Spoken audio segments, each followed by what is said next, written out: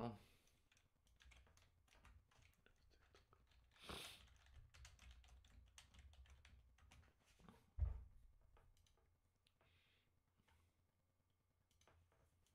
Stand. It was passed overwhelmingly. I think somewhere in the range of 70 to 80 votes for senators.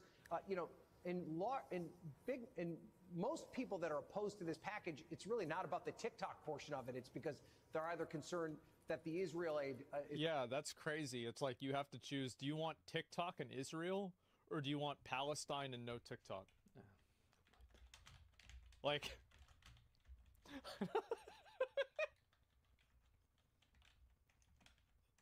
What? Why? It's mainly Ukraine. Yeah, or Ukraine. So, oh, you don't want TikTok? Okay, so you want Ukraine, so you want NATO to fall, you want to have Russia take over Ukraine. Okay, yeah, sure. Welcome yeah, to my channel. Like, welcome to my channel. Stream Elements. That's how it works. Welcome to my channel. DNK. Welcome to my channel. That's like Hickory. How do you do this? Welcome to my channel. Oh, hello.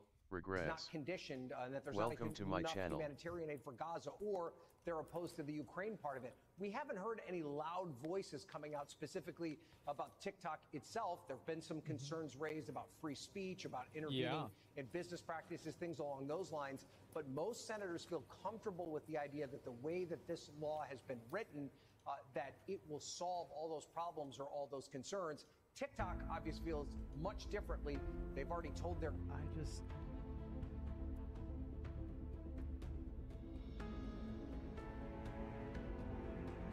It's a combo meal. Yeah, you have to get the combo. Welcome to my channel. You want dead Palestinians in this social media app, or dead Israelis in another social media app? Who do you want to die? Also, at the same time, do you like Twitter or Facebook? This matters. This is crazy. Employees in a company memo that they'll plan a lawsuit as soon as this bill becomes law. Ryan, forgive me, I've been waiting in the velvet seat for the past few days. Tell me what's going on with Speaker Mike Johnson and whether he is going to hang on to the gavel.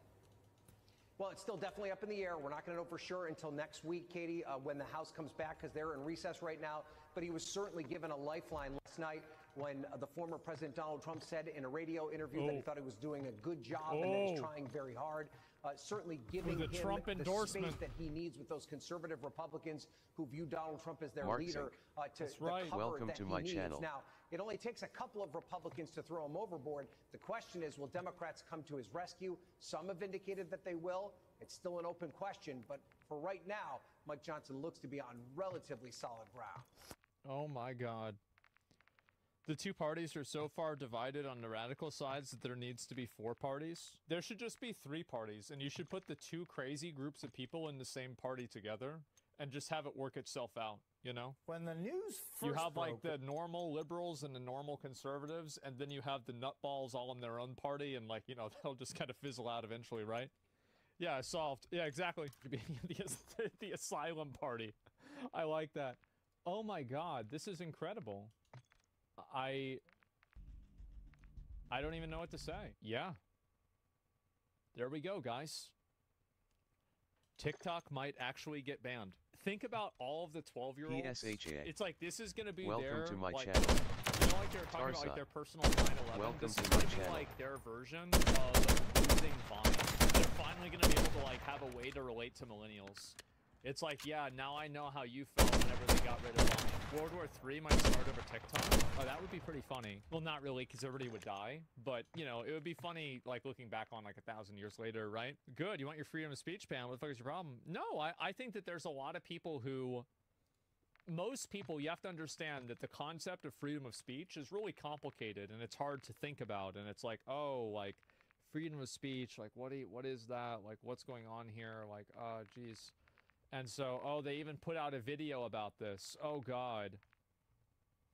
There are millions of reasons to keep TikTok in the U.S.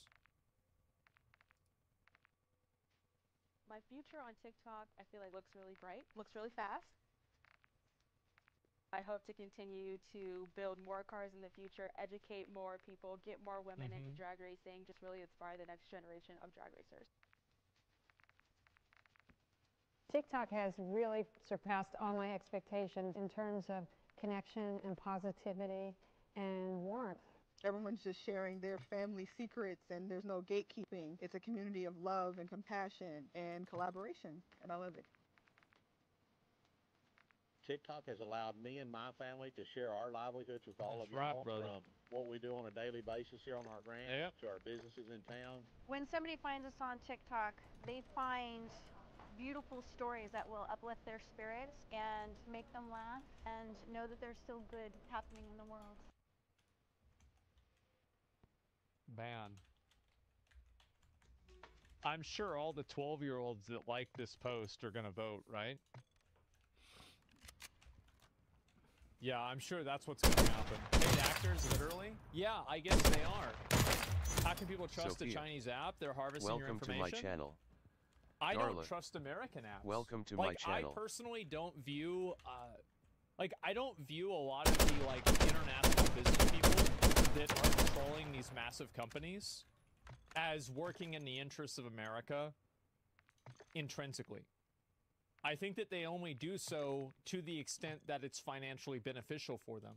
And I don't think that they have any, real sense of loyalty or, obligation to the United States, to the people in the United States, or to Western culture at all.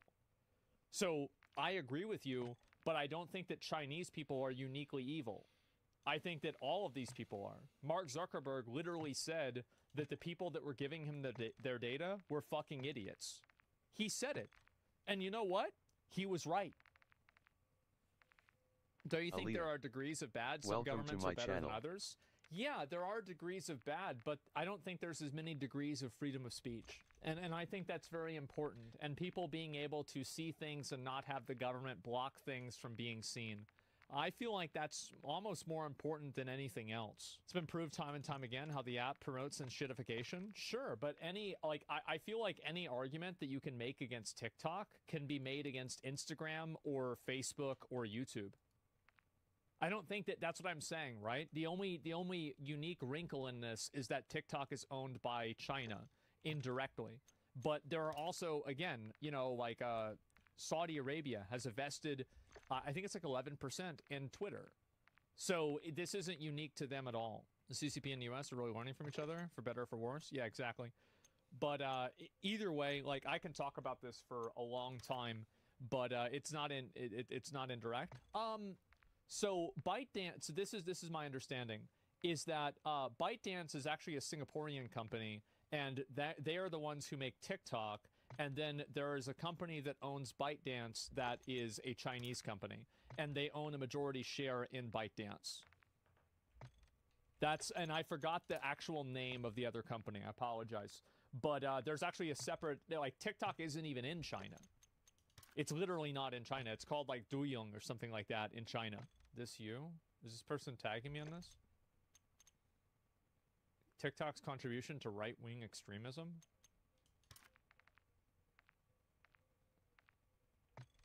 I think this is so stupid. Let's talk about why this is stupid. So the reason why I think this is stupid, why would you tweet this to me? So, is there a test for left-wing extremism? I bet there's not. The fact is that all extremism happens on social media.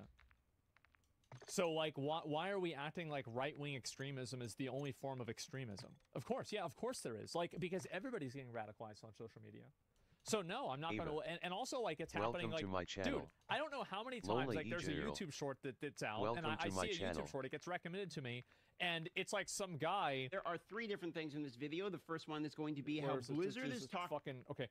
There's this guy, and he's he's on a podcast, and he's like, yeah, I don't think women should vote. I don't think they should be able to do anything. And then they're playing fucking rap music behind him. And then there's another clip of, I'm thinking the guy from Reacher beating up another guy. And then at the end of it, it's a picture of Andrew Tate driving a car. And then you look at the comments, and like every comment is like based, so true. Like repeal the 19th, like get them out of there. Yeah, is TikTok special for this? No, I don't think they're special at all. I think that's normal. Every social media website has this bullshit. Yeah, bro, like what are you doing?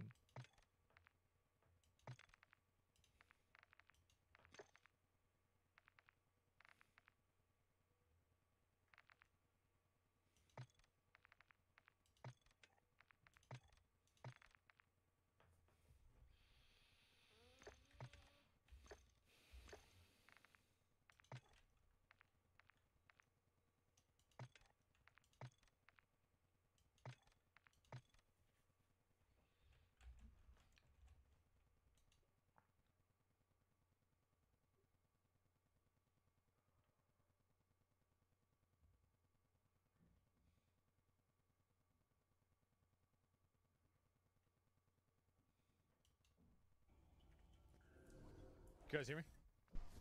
What up?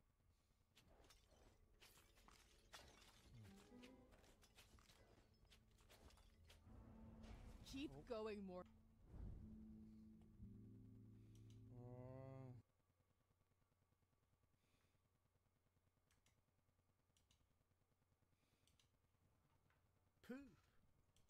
Greetings, Internet. I hope you're doing well.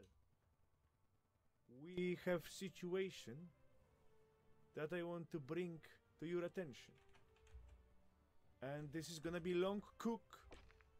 So please, if you want to maneuver around all of the topics that we're gonna discuss today, there is gonna be timestamp in description below, hopefully. So it's all started end of the last year. Blue Protocol in Japan, no money. No money, didn't meet the expectation. Money sink, kaboosh. That was the sentiment in the news shared along the internet. And then some people look into Bandai Namco papers because every company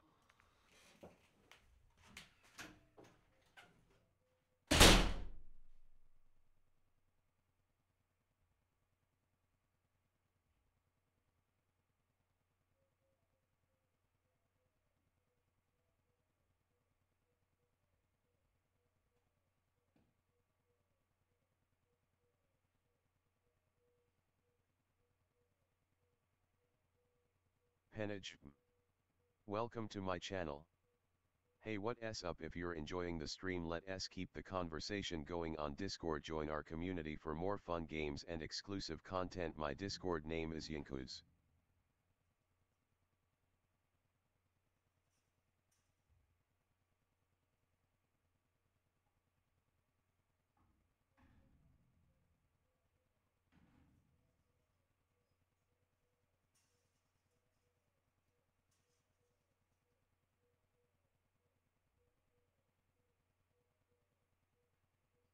Henage.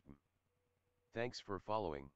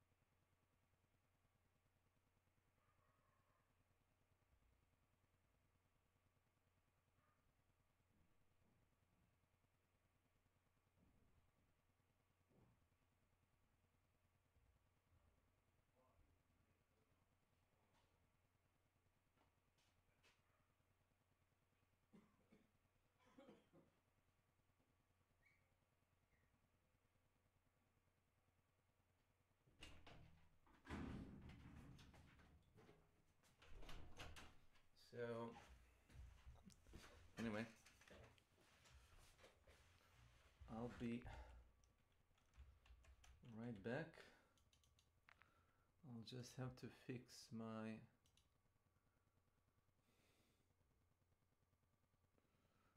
the FPS rate is good. No.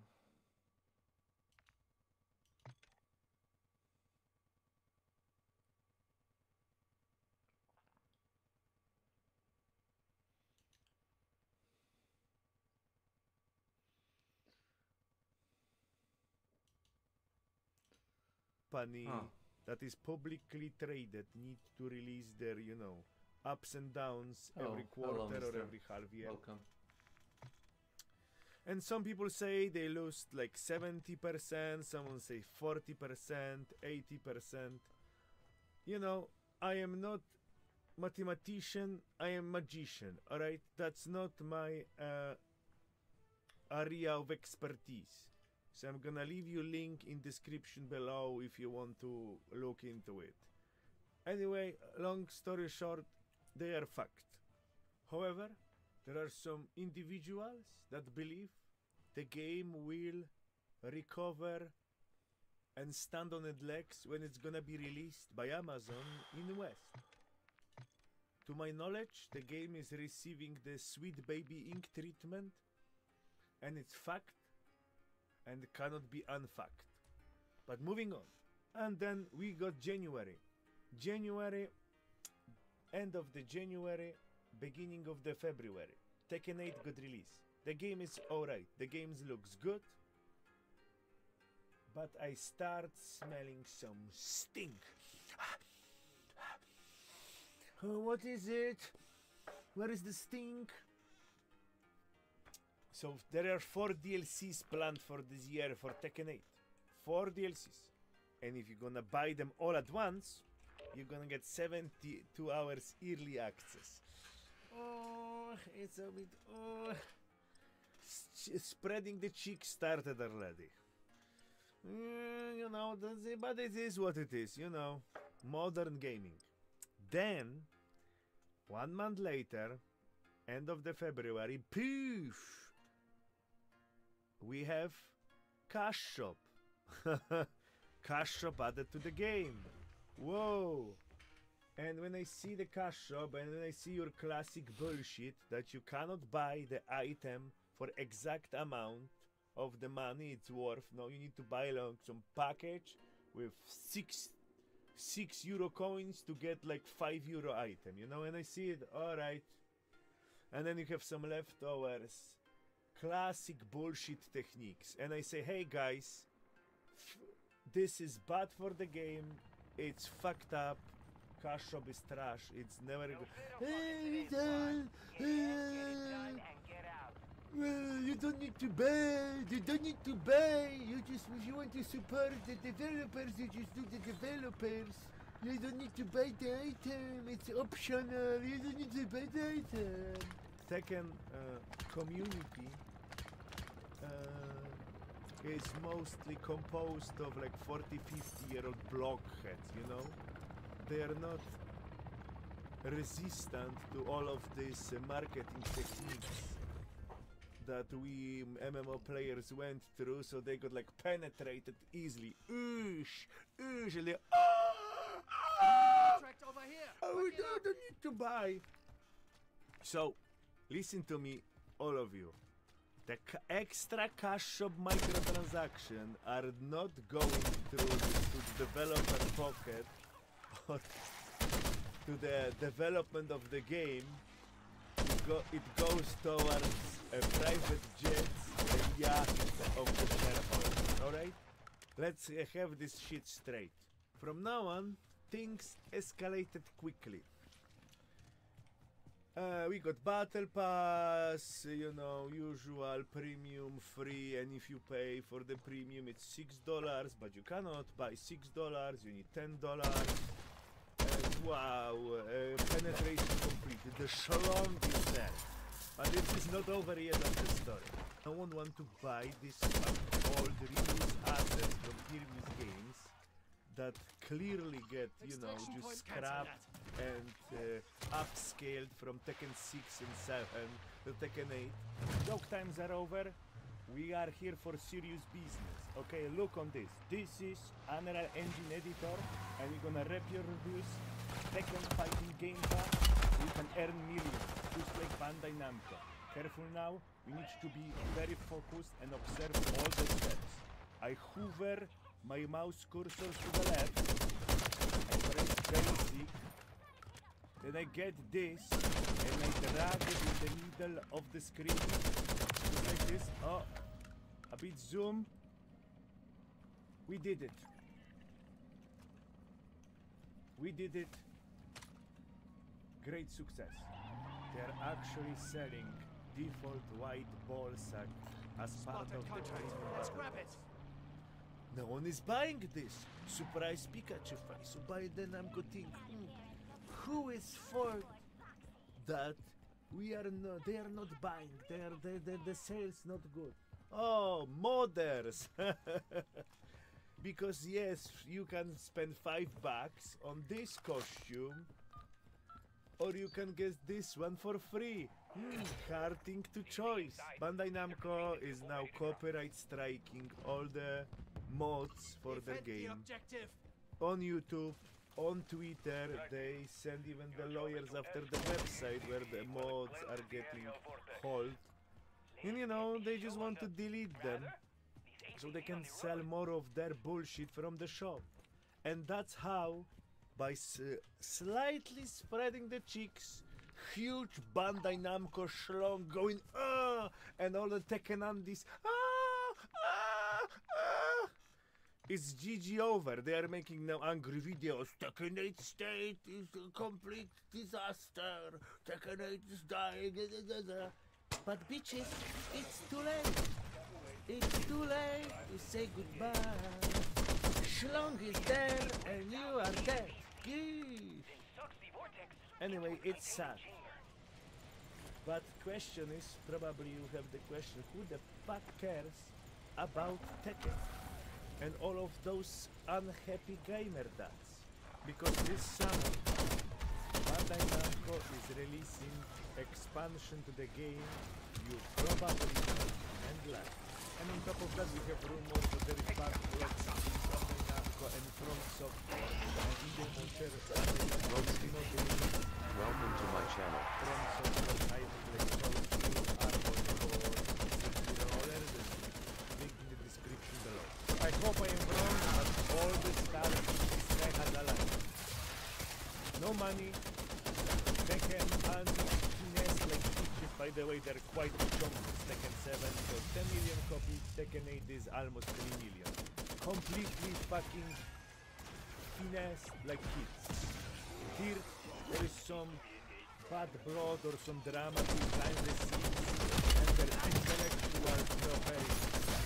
So now, it's time for ultimate test for the game. Game gonna get released until summer. It's gonna get, of course, amazing good reviews, and then on iTunes it may get bait and switch into microtransaction. And if gamers and content creators gonna let it happen, get fucked. Get fucked, bitches. All you deserve is fucking Redfall, Gollum, and Starfield. And play until end of your days. I have identified welcome to my channel.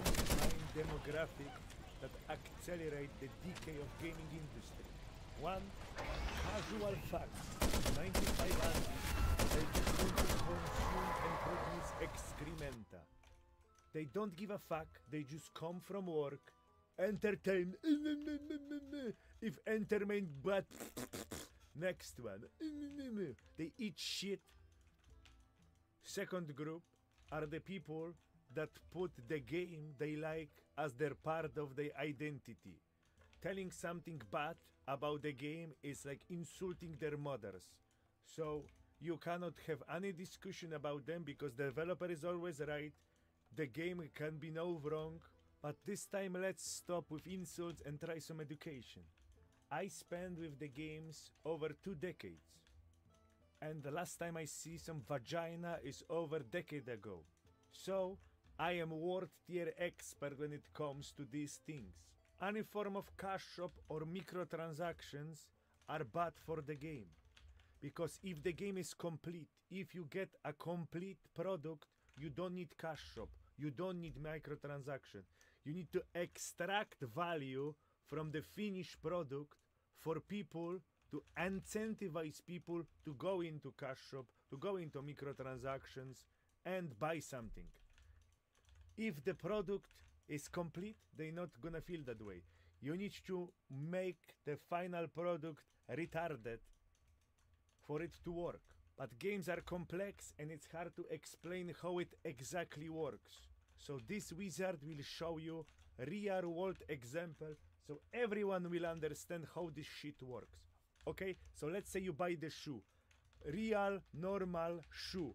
100 euro, 150, 70 bucks. Depends on your country, depends when you live, and depends when you expect from the shoe. You buy it, you put it on your leg, and you forget about it for 3, 4, 5, 6, 7 years. You use it, and then it wears down and you buy the new one. You don't think about it. So now, let me introduce some cash shop mechanics to the shoe. Look closely, we have shoestrings, and then cash shop coming through. Poof. So now, you have the same shoe, but you know, as you can see, shoestrings are a bit short. And tying the shoe down is a bit fucking annoying. So what you do, you buy the new shoestrings. The next step is, let's remove the pad. Poof. Let's remove the pad. Next step of the cash shop. Now it's a bit uncomfortable. You walk it for like 2, 3, 4 hours, and it's a bit comfortable to wear it. But this is still the same shoe. Still $100 shoe. Still Adidas, Puma, or fucking whatever, Nike. Still the same shoe. Next step of cash shop. Gone. Still the same shoe. But uncomfortable fucking ass. But hey, now we have shoestring and pads. 800% value in our cash shop, you know? And this is how it progresses. And you need to realize it and stop fucking simping for all of these dog shit companies. By now I had probably activated some white knights that gonna say, but cosmetics, you know, the games are expensive to make now. Cosmetics are no problem. It's just a skin. Why are you mad? Listen me fucking cunt. That's why you not wearing 2 different shoes, eh? It's just cosmetics. It's the same comfortable, same comfort, just the skin. Why you are not wearing 2 shoes, fucking morons? Anyway, I hope I am wrong, because I just want to chill. I don't want to be mad in the last end of the year. Anyway, that's what I have for you today. I hope enjoy this, little hands up, and hopefully see you soon.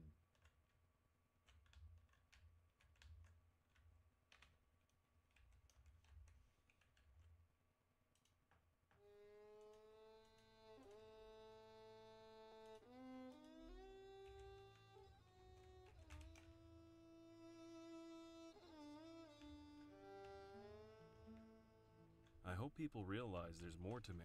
I don't like being thought of as the Metal Gear guy. There's a lot more I can do. Over his near 40-year career, there have been lots of self-confessed weird games Kojima couldn't make, like Silent Hills, an online zombie project, and what he called the raw game, the kind of concept no one's ever played before. But creative perfectionism, death threats from fans, and a myriad of other hindrances kept him tethered to Metal Gear for decades. And when he became vice president of Konami Computer Entertainment Japan, he gained an executive responsibility to focus on games that would appeal to a broad audience and make bank. Play it safe. Did you know Gaming dug through hundreds of old magazine interviews in Japanese, Chinese, English, Russian, all to learn more about Kojima's ideas that never became reality. We even scoured some digital information, even if it is filtered by the Patriots. It quickly became clear that Kojima's aims got weirder over time. So we're gonna cover things in chronological order, starting at the, start. Now let's go back, to a time even before Metal Gear, to 1986. That's when 22-year-old Kojima began his career at Konami, working as designer on his first game, Penguin Adventure for the MSX home computer. It's all about delivering a package across desolate landscapes, so I guess you could call it the first Strand type game. After that, he wanted to make another MSX title called Lost World, spelled like a mix between world and war. In a 2007 issue of Famitsu Weekly we had translated, Kojima said, "The first thing I made was an action game, Lost World. I wrote an incredibly thick proposal that got a lot of attention at the time. They couldn't believe the new guy wrote such a big planning document. It was like an homage to Super Mario, a vertical, horizontal, diagonal scrolling action game. I put in bonus stages and stuff like that, but the MSX didn't have anywhere near enough capacity. I even made opening, middle, and ending cutscenes, but even just those took up so much space. I put a lot of thought into it. I'd never made a game before, so I went overboard. But then I was called in by my department head who said, I don't know when it'll get finished, so I'm canceling it.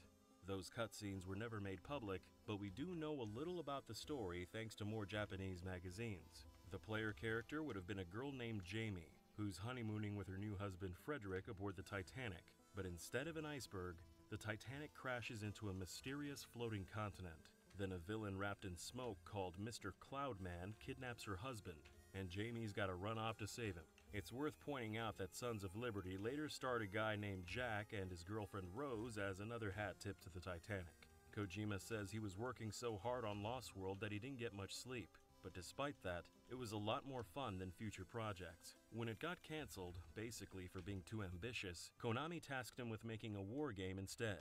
Kojima's Titanic-themed Mario homage getting canned turned out to be a blessing in disguise, because that war game ultimately became the first Metal Gear. Or at least it was a blessing for fans, though maybe not for Hideo himself. More on that coming up. A year later in 1988, Kojima released Snatcher, a self-described cyberpunk adventure. The story's set in 2042 East Asia, as a detective investigates artificial life forms that are going around killing people and taking their place. Soon after, Kojima found out Konami was making a Metal Gear sequel without him called Snake's Revenge, so he decided to develop his own sequel, Metal Gear 2: Solid Snake. If you haven't played it before, it's worth checking out. It sets up a lot of the story in later entries, and so much of the Solid titles are essentially 3D reenactments of what happened right here in Zanzibar. The next Kojima-directed title was Police Knots in '94, a sci-fi graphic adventure following space cop Jonathan Ingram as he investigates the murders of his ex-wife and her husband in 2040's old Los Angeles. Kojima also helped write an RPG remake of Snatcher and served as producer on the high school simulator Tokomeki Memorial series, but didn't return to the director's chair till the dawn of the 3D era, when he began work on Snake's third mission, Metal Gear Solid.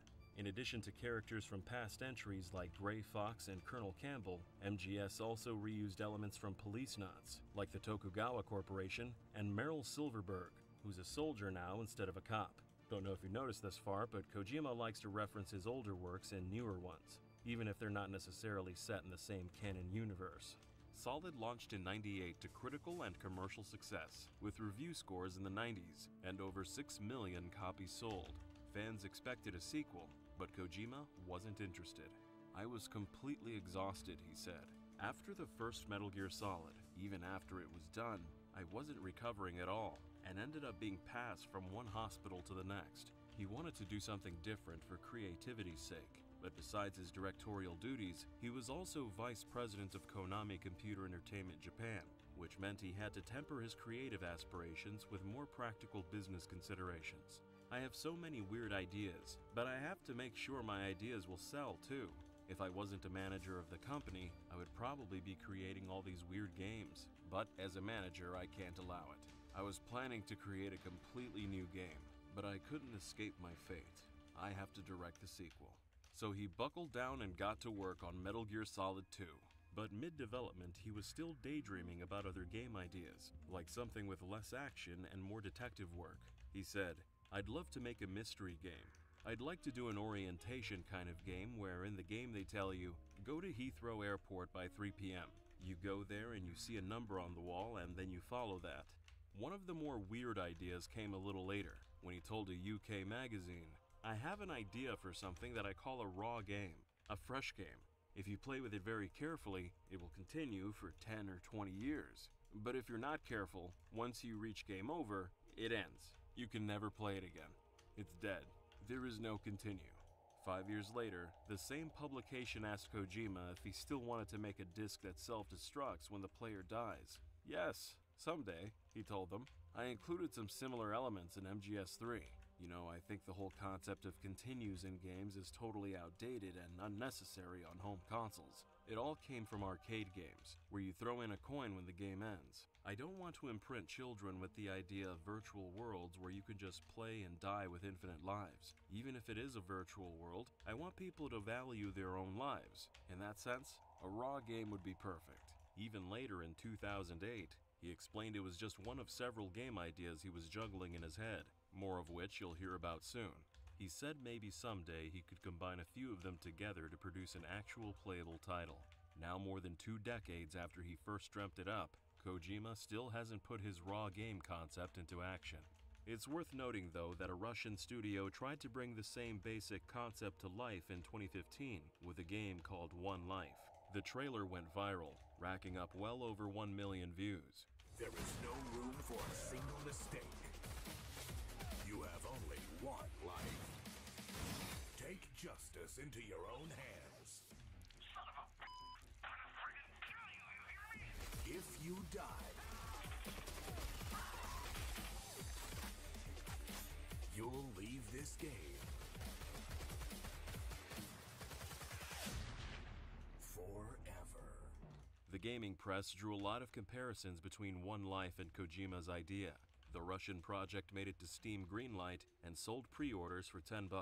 But not long after, the devs disappeared and the game was never finished. Some accused One Life of being a scam. Whether or not that's the case, a game with no continues is a pretty tough sell, especially to a broad audience. That kind of game might never be realized by any studio.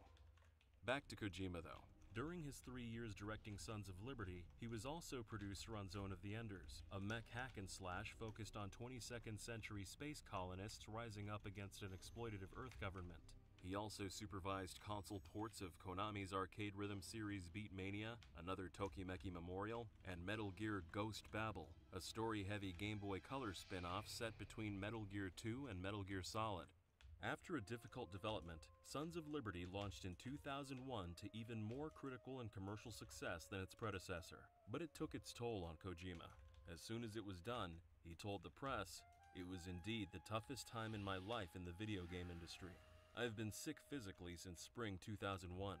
The MGS series is no longer mine. If people want a sequel, there will be a sequel. However, it is very unlikely that I would create a game plan, script, and direct it as I did with MGS 1 and 2. Just like the theme of MGS 2, it is necessary to pass it on to the next generation with the development team. So now there are many things I would like to do, like create a form of entertainment involving robots, online elements, and digital elements." End quote. You'll notice he said he wanted to create a form of entertainment, not necessarily a game. But all those robots, online, and digital elements would have to wait. Kojima said now wasn't the right time because of what was happening in the real world, possibly referring to the culture of fear and censorship in the wake of 9/11, which had already necessitated last-minute changes to Sons of Liberty's plot. All that became moot though when Kojima ended up getting sucked back into directing another sequel. "I'm kind of embarrassed that I said MGS 2 would be my last one," he lamented. "I mean, my feelings haven't changed. I really thought back then that I wouldn't do another, and here I am now once again saying this will be my final game. I really want to move on. I asked my staff, who wants to direct MGS 3? I waited for a while and no one volunteered. They were too afraid of the pressure. Then I started coming up with the jungle and survival concepts, and eventually it got to the point where we were changing the game so much that I realized I needed to direct. It would be too risky otherwise." But he was still bursting with new ideas, like a game that changed based on the player's real-life movement and speed. He told Play magazine, "Handheld systems are a great invention, but the games that you can play on them are basically the same as those on home systems. I thought this was unfortunate. There has to be a better way to exploit a portable system. Being able to carry it around means that your environment can change as you move around. I wanted this changing environment to be reflected in a game. Let's say you're in a car and you're going 50 kilometers an hour. And then maybe 60 kilometers an hour. I wanted the speed of the car to be implemented in the game. With game creation, you're basically making something out of nothing. It's just digital data. Since we have total control of everything that's in the game, we set the rails, and the players follow these rails. That idea didn't come to fruition, but it did lead to Kojima designing and producing a different portable game influenced by the player's surroundings. Boktai The Sun Is in Your Hand released on Game Boy Advance between MGS2 and 3, with a very unusual conceit. Every cartridge could detect sunlight that could help vampire hunter Django vaporize the undead. Boktai also had a real-time day-night cycle, with chirping birds in the mornings and an orange glow at dusk, and naturally, vampires have an advantage in the dark of night. Talking about how the speed game idea turned into Boktai, Kojima said, "I'm a fan of vampire films. You know, I always wanted to drag the vampires out and burn them under the sun. So this idea and the previous idea of the changing environment merged together." Kojima produced a Boktai sequel 1 year later, which featured Solid Snake as an amnesiac merchant who can't remember his own identity. He was also producer on another Zone of the Enders and the Metal Gear Solid remake Twin Snakes.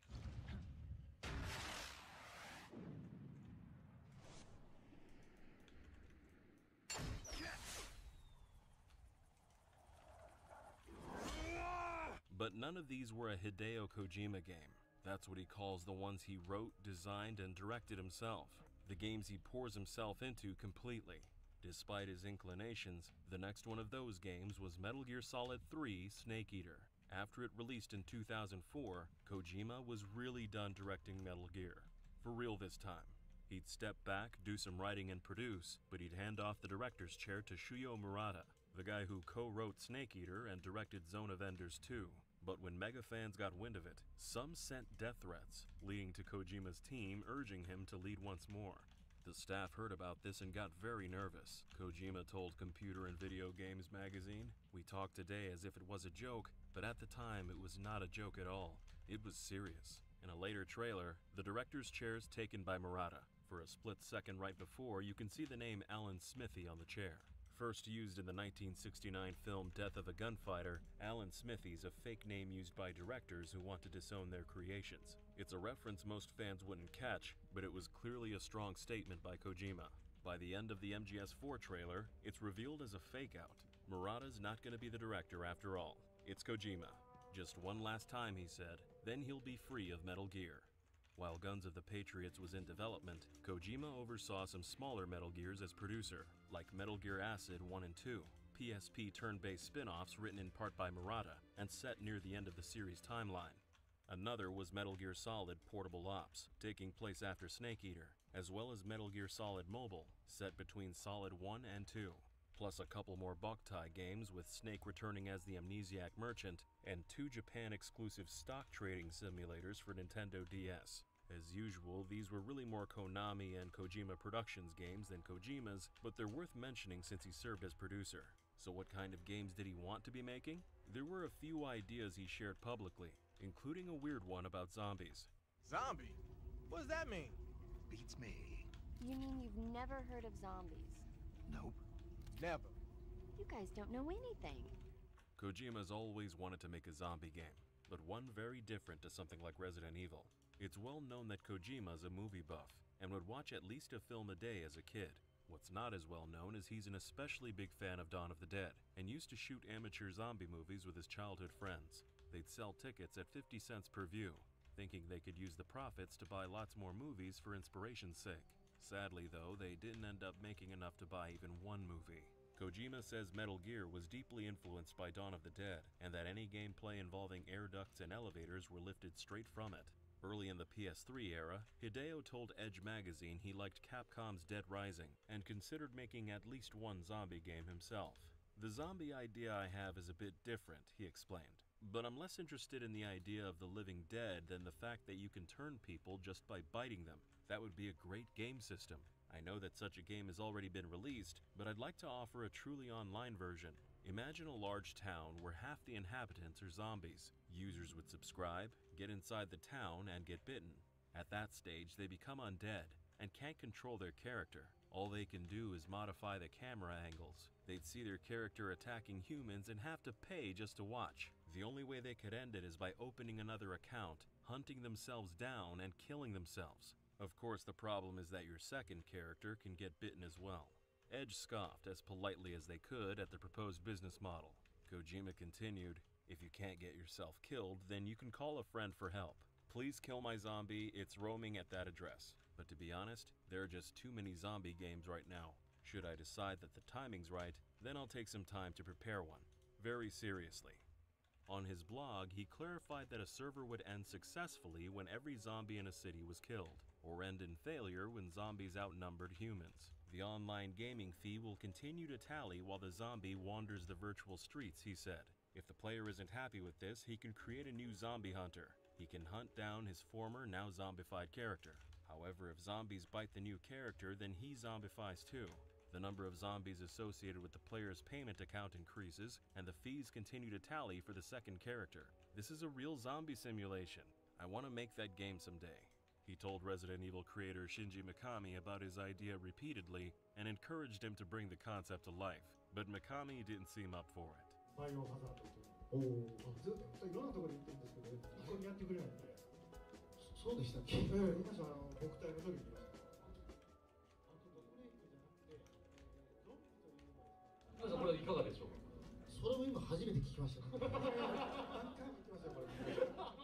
Did You Know Gaming recently touched on this in a cancelled Metal Gear Games video, but it's worth repeating that Kojima said if Metal Gear Rising: Revengeance was going to have a sequel, he'd want it to star Frank Jaeger versus zombies. He pitched this idea to Revengeance's developers at Platinum Games and volunteered to write the story himself, but Platinum wasn't interested in his zombie ideas either.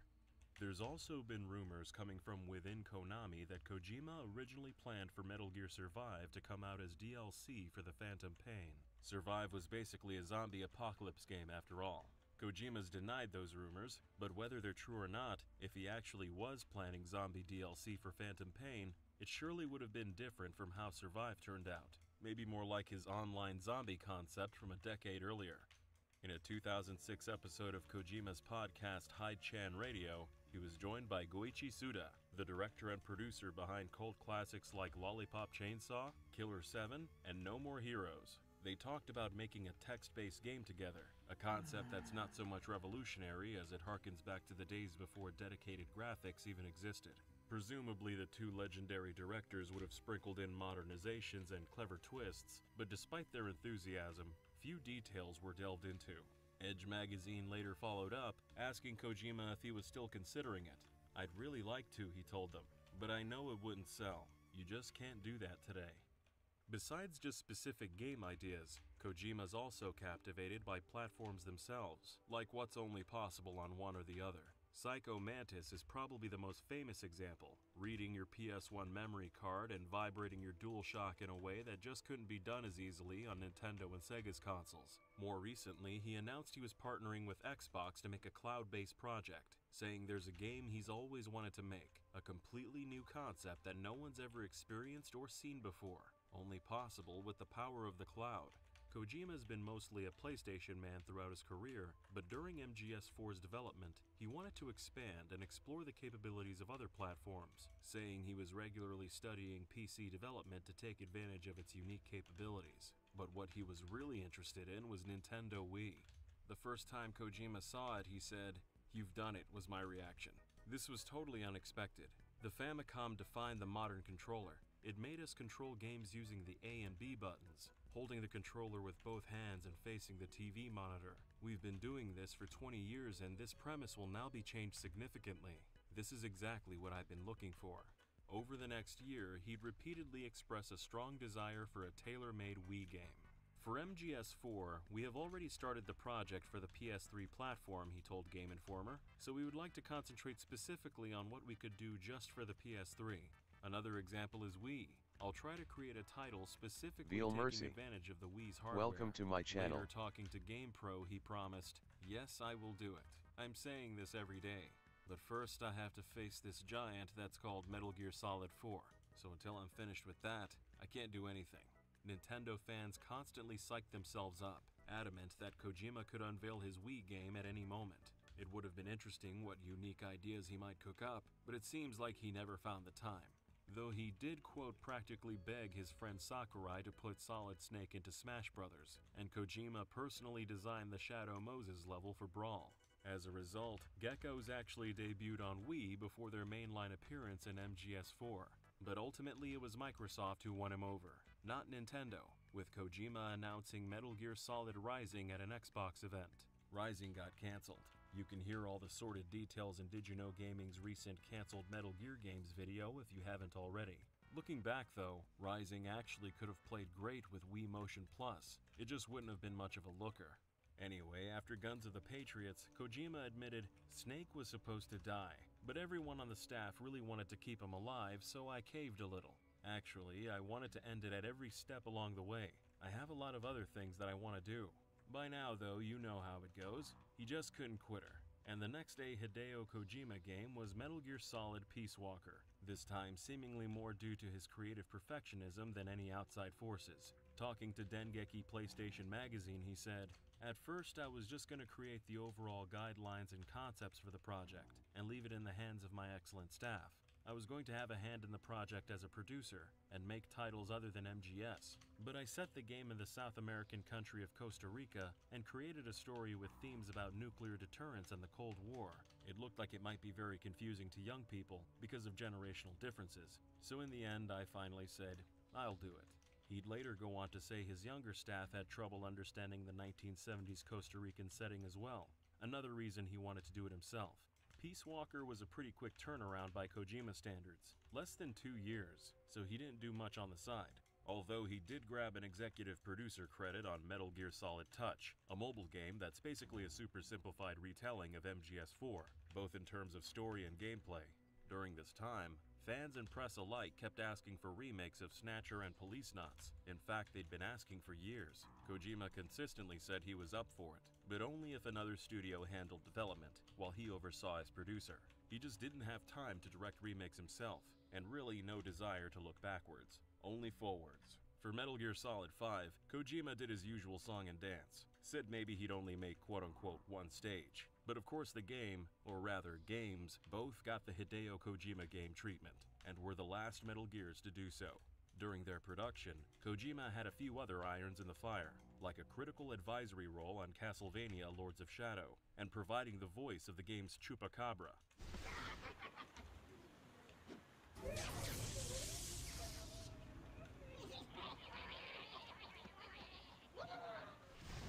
The next game to slip through his fingers would have just been a Kojima Productions title, not an esteemed Hideo Kojima game. It's Zone of the Enders 3. Zoe's always been Koji Pro's second biggest franchise, and despite its critical success, it never achieved big-time sales, something Kojima blamed himself for, saying he scheduled the second game's release date at the wrong time, and that good games don't always get their due. At a 2012 event promoting an upcoming HD collection of the first two games, Kojima announced a third title was in the works, and showed off some concept art and physical models used in its development. At the time, his team was going back and forth between making it anime-styled or giving it a more live-action look, the latter of which would have worked better with the Fox engine that powered it, the same Fox engine used in MGS5. Work on Zoe 3 started years earlier, in fact, with evidence left over in Snake Eater. That game's hidden nightmare sequence was actually an early Zoe 3 prototype. The nightmare, called Guy Savage, got cut out of later re-releases like the MGS HD and Master Collections, but on PS2, if you save while Snake's locked up in Groznyj-Grad, Paramedic starts telling him a Dracula story. Snake's terrified of vampires for some reason, so afterwards he falls asleep and has a playable nightmare. Essentially, it's a hack-and-slash minigame, an early taste of what this version of Zoe 3 might have been like.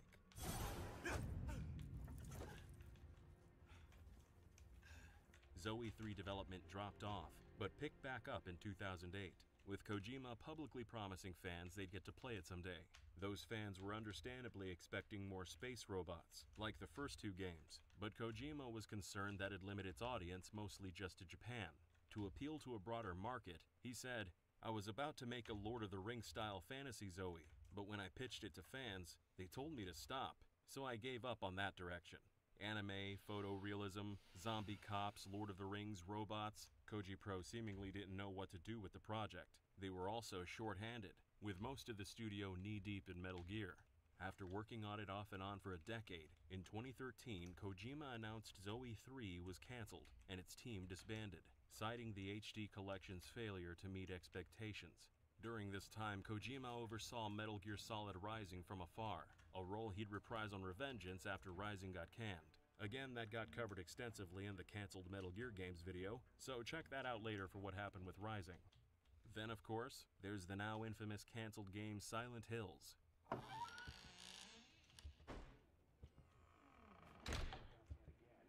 We regret to report the murder of a wife and her 2 children by their husband and father. The father purchased the rifle used in the crime at his local gun store 2 days earlier. This brutal killing took place while the family was gathered at home on a Sunday afternoon. The day of the crime, the father went to the trunk of his car, retrieved the... In 2014, Kojima released a PlayStation 4 demo called PT, under the fake developer name 7780 Studio. 7780s was a made-up studio that didn't exist. It was all a Kojima mind game. At the end, the truth's revealed that PT stood for Playable Teaser, and was in fact his demo for a new Silent Hill. It's scary because there's no information, Kojima told the Japan Times. Nowadays when people don't know something, they Google it. They ask on Twitter or Facebook and they get the answer right away. We live in an age of information. When that suddenly disappears, that's the scariest thing. That's why there was no information about who made PT. That's why I hid my name and title and just let them play. The demo took place in one tiny looping hallway, with a bathroom that the player walks through over and over, becoming slightly redecorated, darker, and creepier with each passing loop. The game relies almost entirely on atmosphere, while eschewing cheap tricks like jump scares and grotesque violence. The real fear isn't from those things, Kojima explained. It's from standing in an empty place, where just a step forward or turn around is scary. All you can do is walk and look, but despite the cramped quarters and limited moveset, some puzzles were pretty cryptic, so Kojima expected no one to be able to solve it for at least a week. To his surprise, some fans finished PT day 1, and were treated to a cutscene revealing that they'd been playing as Walking Dead star Norman Reedus all along, and also that it had been made in collaboration with film director Guillermo del Toro of Pan's Labyrinth fame. PT was just a teaser developed in 4 months. The full game would be very different. The one thing I can tell about Silent Hills, this is something that I've been talking with Guillermo del Toro as well, but originally we were thinking of making a game that would make you pee your pants, but at this point we've changed our minds and we are aiming for a game that will make you shit your pants. Yoshirpia.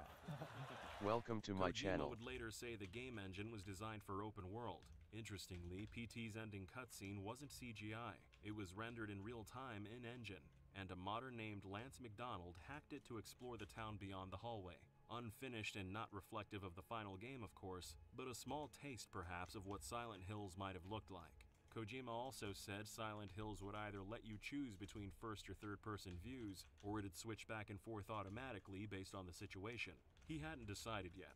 Either way, he forecast an approximate release date sometime in 2016.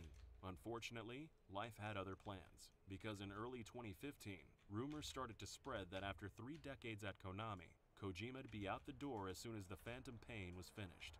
Those rumors soon gave way to official announcements, along with a statement from Konami saying Silent Hills was cancelled. Not only that, but they were going to delete PT from the PlayStation Store almost immediately. Fan remakes are easy to find online, but if you want to play the original PT nowadays, you'll have to drop hundreds on a second-hand PS4 that still has it downloaded. We're thinking of making a full-length video just about PT and Silent Hills to fill in even more texture and detail. Please do let us know in the comments if you think we should. But for now, let's get back to the broader topic. With Kojima and Konami parting ways, he was finally free to pour himself into something other than Metal Gear. Within months, he started his own studio and got to work on some new projects. The first to see daylight was 2019's Death Stranding, with Norman Reedus returning in the starring role. But after decades of dreaming up weird ideas, Kojima actually wanted his first independent venture to be something a little more safe. He told the BBC, "This game is to start with, like Guillermo del Toro told me, not a way to break out, but to make something that the fans expect. There are new elements to the game, but the basis is something people are used to playing."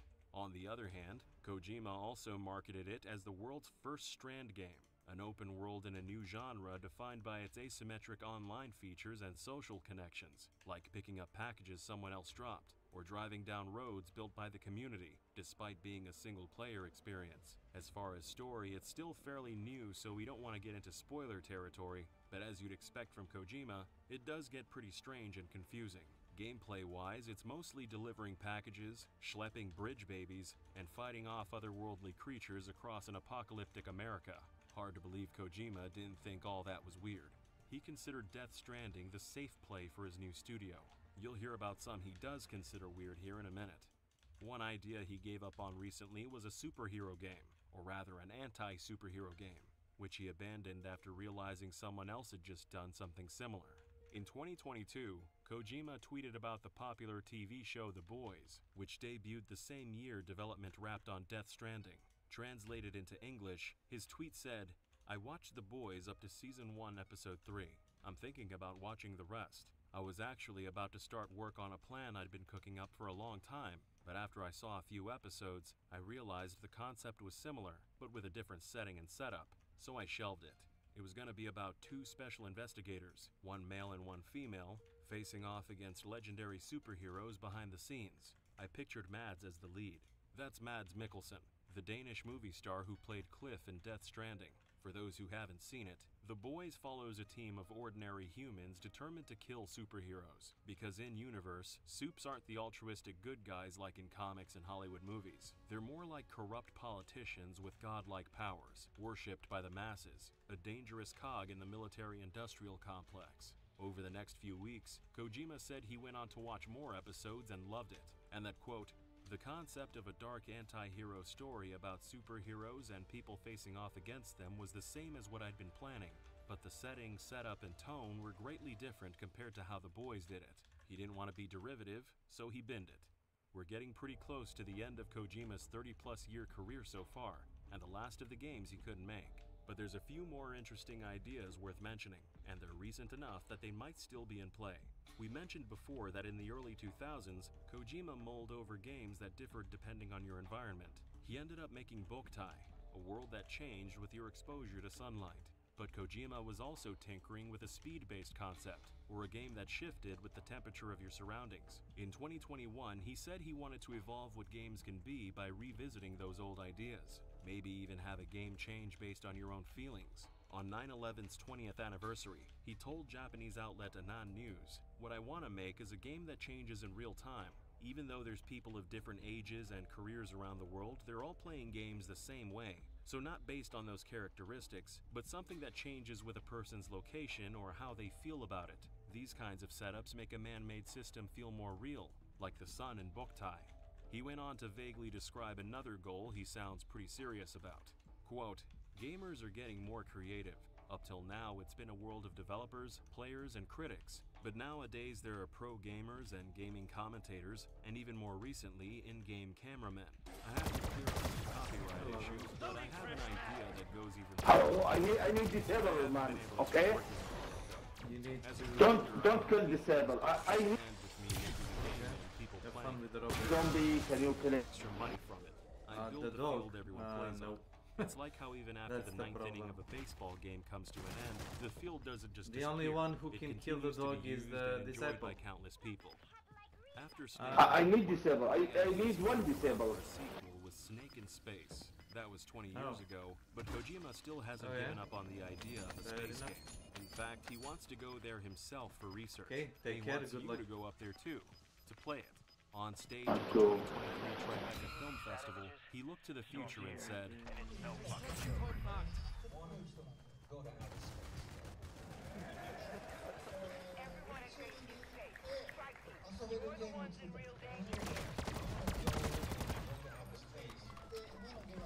Including a game that you can play in space. Because right now, all games you can't probably play in outer space, but I want to create something.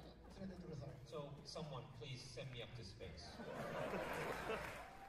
We're genuinely unsure if he was joking or serious. Maybe half and half. And we'd be remiss not to mention, remember that cloud-based experience we touched on earlier? While this video was in production, Kojima revealed it's coming to life as a horror game called OD at the 2023 Game Awards. With help of Xbox Game Studios and using their cloud gaming technology to make immersive and also something that no one has seen before is what I'm trying to do. And it is a game, don't get me wrong, but it's at the same time a movie, but at the same time a new form of media. Kojima will be partnering with horror director Jordan Peele, plus more collaborators he isn't willing to reveal yet. He had a busy few months as this video was wrapping up actually. He also revealed Death Stranding 2 on the beach, and an action espionage game called Fizzant, but that's still some years out. Kojima fans have been begging for a new Metal Gear for almost a decade, and Fizzant ain't that. But maybe it's the next best thing. After a health scare during the pandemic, thinking he might die, Kojima decided maybe it'd be nice to give the fans what they'd been asking for so long, before he's too old to deliver. The old codger's still got one in him. Lots more, hopefully. And well, that brings us right up to the present day, and the end of this long-ass video. If you want to hear about every cancelled Metal Gear game, click the video on screen. Or if you'd rather watch Metal Gear cut content for a full hour, click the other video. Subscribe for more videos just like this one, and a big special thanks to our translators Jacob and Bebe, and to Bad Human for consulting and proofreading. And also, of course, thank you all for watching. See you next time.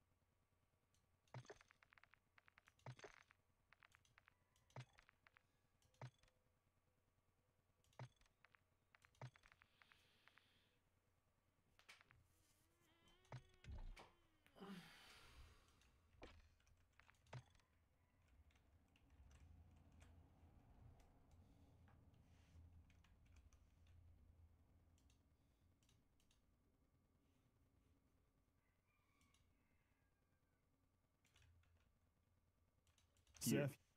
Here.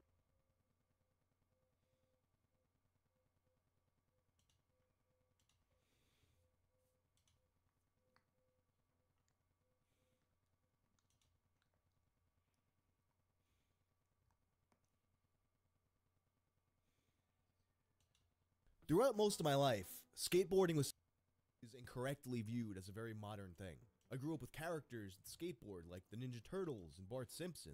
When I was a kid, anytime a show or movie wanted to express that a character was a cool guy, they'd be on a skateboard. Then as I got older, Tony Hawk led the way in getting skateboarding to be appreciated as a real sport in the mainstream, tying the idea of it even more in my mind to the 90s and the 2000s. Then a little while ago, Tony Hawk posted this set of images. It's a guy in a black suit, hat, and shades skateboarding as an amused crowd looks on, taken in 1965 at Central Park. Even knowing that I was wrong about skateboarding being an 80s thing, he still looks like some kind of a time traveler to me. I mean, there's literally pictures supposedly of John Teeter where he looks like this. There's just something about this picture and all the conflicting associations we have with the things in it. A guy wearing a nice, well-tailored suit, which isn't ideal for athletic activity, and it's also something you'd associate with a stuffy old businessman. And he's not just riding a skateboard, but seemingly doing it with absolute confidence and command of it. In 1965. But Tony Hawk didn't post this just to be like, hey, here's a cool guy, why don't you look at him? He's been interested in this image for quite a while, and he decided that it was time for him to resurrect his search for the man in the photo. A tall order considering this was nearly 60 years ago. But honestly, a guy like this who clearly likes to stand out, I wouldn't be surprised if there is someone out there who actually remembers him. So for this video, let's take a look at the few leads we do have for this guy.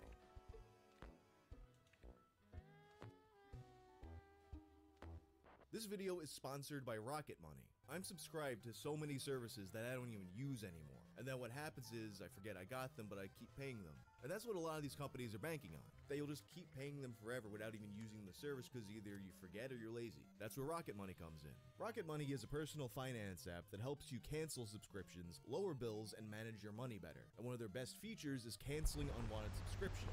It safely and securely identifies recurring charges and cancels unwanted subscriptions for you. You can even cancel from within the app with just a couple taps. No need to worry about customer service calls. Rocket Money has helped save its customers an average of $720 a year, with over 500 million in canceled subscriptions. It can also analyze your spending habits to create a custom budget that works with your lifestyle, automatically monitor your spending by category, and get notifications when you've exceeded your limits. Take control of your finances today. Go to rocketmoney.com/wang to get started for free. So before we take a look at what we do know about the time-traveling skateboard man, let's take a look at what's been rolled out. In his post, Tony Hawk mentions that it's not Cary Grant and it's not Gregory Peck. These have actually been suggested numerous times. And I'm pretty sure that I've actually seen these pictures posted before on Twitter or Reddit saying that it's Gregory Peck. Sometimes even Gregory Peck on the set of To Kill a Mockingbird. You all remember that famous Central Park scene in To Kill a Mockingbird, right? But we can clearly see that the guy looks nothing like either of these men. I think some people just assume that every white guy in a suit in an old black and white photo is either Cary Grant or Gregory Peck. I mean, if anything, the guy gives me more of a Robert Mitchum vibe. But, I mean, that's not him either. I saw a few suggestions that this picture is AI generated. In fact, people got really mad at one guy in the comments for saying that.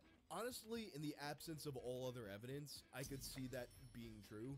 But you can actually find posts of these images dating back to at least 2012. And generative AI from a year ago wouldn't look this good, let alone 2012, if that was even such a thing. Of course, back then, people were suggesting that it was Photoshop. The photo actually belongs to a set photographed by Bill Epridge for Life magazine for an article published in May of 1965 entitled Skateboard Mania, which speaks of that year's growing skateboarding trend. The picture was actually not included in the article, which seemed to focus more on photos of people trying out skateboards and getting scared. Honestly, there's a lot of good stuff here. However, there is proof of the photo's authenticity. A response on Tony's post from a commenter named N. Sims mentions that it's at the Monroe Gallery of Photography in Santa Fe. Bill Epridge never identified the man on the skateboard. Bill described him as coming out of nowhere, zipping by and away. And indeed, they do have Bill's work on display, including this photo. And they've been around for over 20 years and have a good reputation, so I'm confident in saying that this isn't AI and it's not Photoshop. You get a lot of joke replies saying it's Marty McFly, and then you got some other people, including Johnny Knoxville, saying that it's the unidentified plane hijacker D.B. Cooper, which, I mean, it actually does kind of look like him, and the dates do line up. One response that I think got overlooked a little bit and could actually be a promising lead was left by a user named Blizzard of Oz. Am I tripping? Or do his ears show the slightest bit of cauliflowering? Perhaps a wrestler or boxer? Could be a clue. So a cauliflower ear is something that happens often to wrestlers and martial artists, particularly those who do a lot of grappling. Basically, sometimes in these sports, you'll get a bit of trauma to your ear that causes a blood clot, and sometimes this permanently changes the shape of your ear, and it looks like cauliflower. It's hard to tell for sure, but I think I see what this guy is seeing, which could indicate that this guy was involved in some kind of grappling, and other responses noted that he also seems to be missing a few teeth. Another really interesting reply comes from Daniel McCullough. I'm not 100%, but according to stories I was told by the man in question, that could be a fellow whose past named Byron Ward. If that is indeed the case, I own that skateboard. An old Nash that says 69 or bust. I was told he rode that skateboard in New York and biffed in front of the cute girls. I'll shoot a message to his son, see if any more confirmation can be made. After speaking to Tony Hawk, a content creator named Danocracy would make a video about the search. And in the comments of this video, Daniel would return with an update. I posted on Tony's post too. Long story short, there's a possibility I own that skateboard. I've the board in storage a few states away, but I get my hands on it tomorrow. I'll get a video made comparing it to the one photographed. I'll tag you too if it's good news. As of the time of me recording, Daniel hasn't posted an update yet. Now, searching for Byron Ward wasn't super helpful as there's a million guys named Byron Ward out there. But looking up Nash skateboards from the 60s actually gives you a lot of results that look kind of similar to what the man in the picture has. And there's more info that can be gained from the comments on Danocracy's video. In one exchange, Ian McKay89 asked if the photographer is still alive. Danocracy responds that he passed away in 2013, and according to his team, there are no notes saved from this interaction. One bizarre interaction that happens, you have a user named BFASMR with this post. I know him. He's actually my cousin's uncle, who's worked on the cover art for the album Darude Sandstorm. Which, you know, obviously, he's combining the old Darude Sandstorm meme with my uncle works at Nintendo. Darude responds, can confirm, the timeline matches. Cousin Sampo was a dapper skater and a mean graphic artist. Presumably, the cousin Sampo he's referring to is Sampo Haninen, who created the cover art for a number of Darude releases, as well as a lot of other electronic albums throughout the 90s and 2000s. I'm not sure if Darude is making a joke of his own, or if he just wasn't really paying attention to the details of this post, but it's highly unlikely that this man, who began his art career in 1996, was alive in 1965, let alone skateboarding around Central Park in a suit and tie. But it's pretty funny that some people in the comments think that this is the big lead that's blown the whole case wide open. Of course, this is the real hottest lead. That's Tony's uncle Mike, Mike Hawk. And that's about all we know about this photo so far. Clearly there's very little to work off of here, but I'm actually weirdly confident that somebody out there knows this guy. He just looks like a guy that people know. I know you know what I mean. Anyway, thanks to Casey Stead on Instagram for bringing this story to my attention. If you like this video, be sure to turn on notifications and check out my video on John Teeter the Time Traveler. I'm out.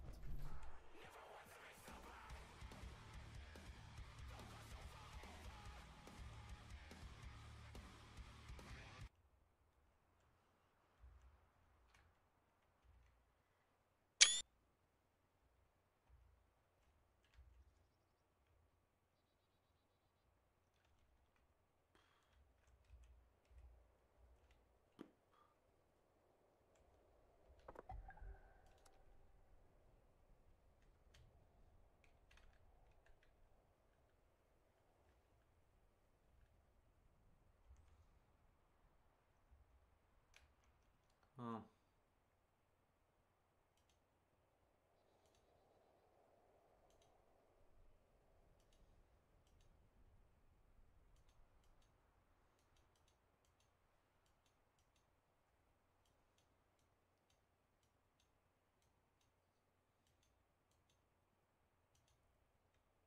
Vibration, what?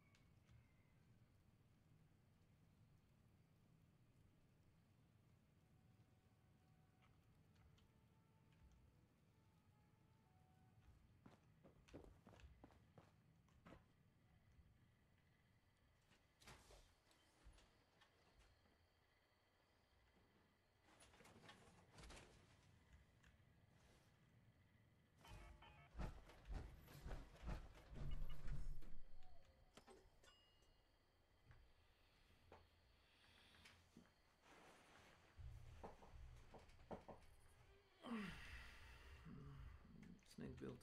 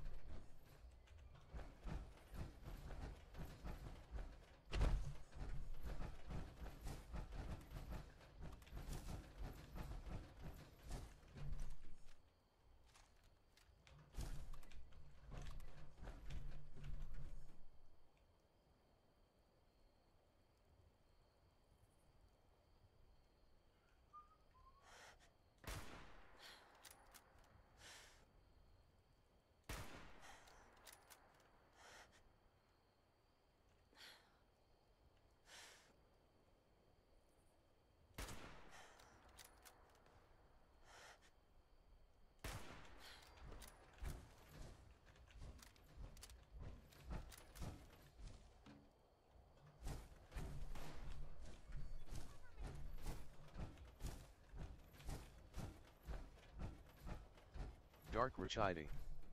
Welcome to my channel. Hello. Welcome.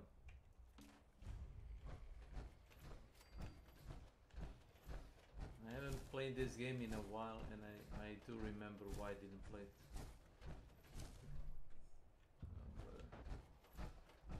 Because of the weight limitation. I'm still overcumbered and I cannot drop like a fucking needle from my inventory.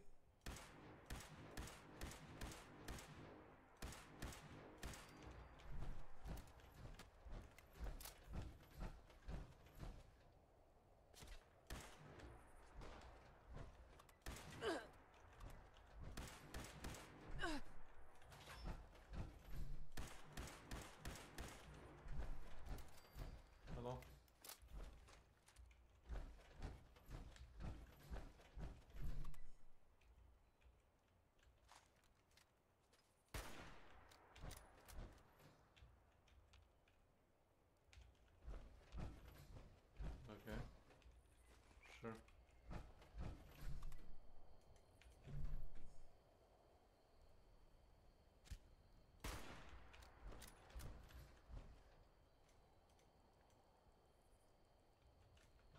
Okay. Have it.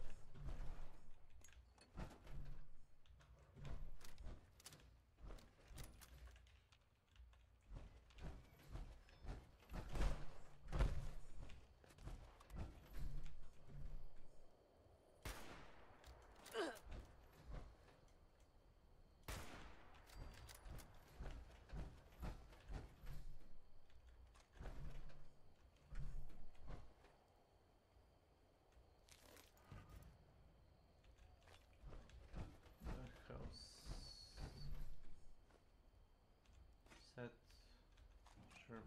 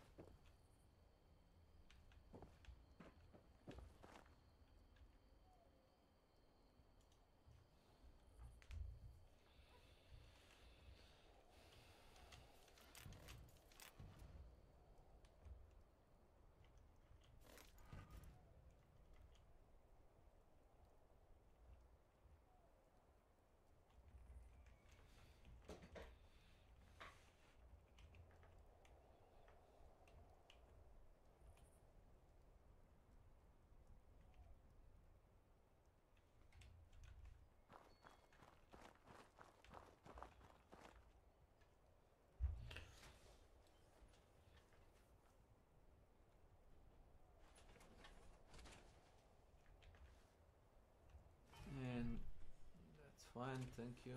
I have to do this because my power armor suit is gonna get teleported away.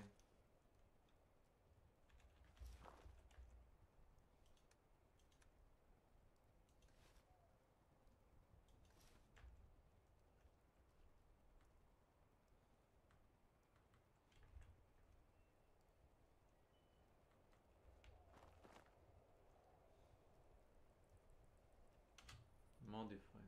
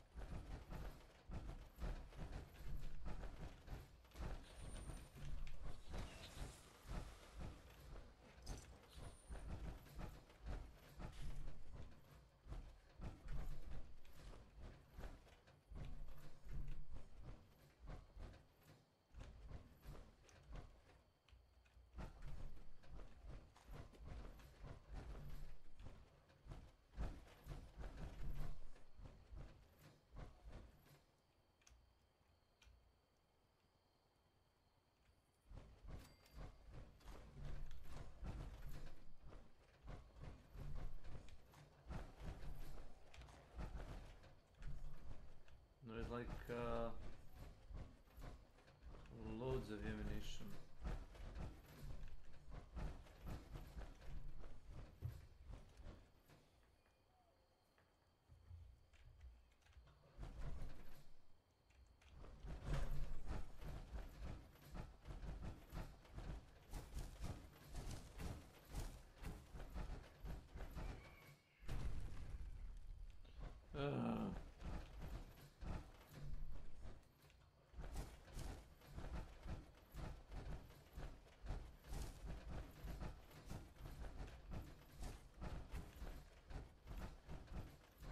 I guess this could be considered fun if play with friends or like cousins or like people you know.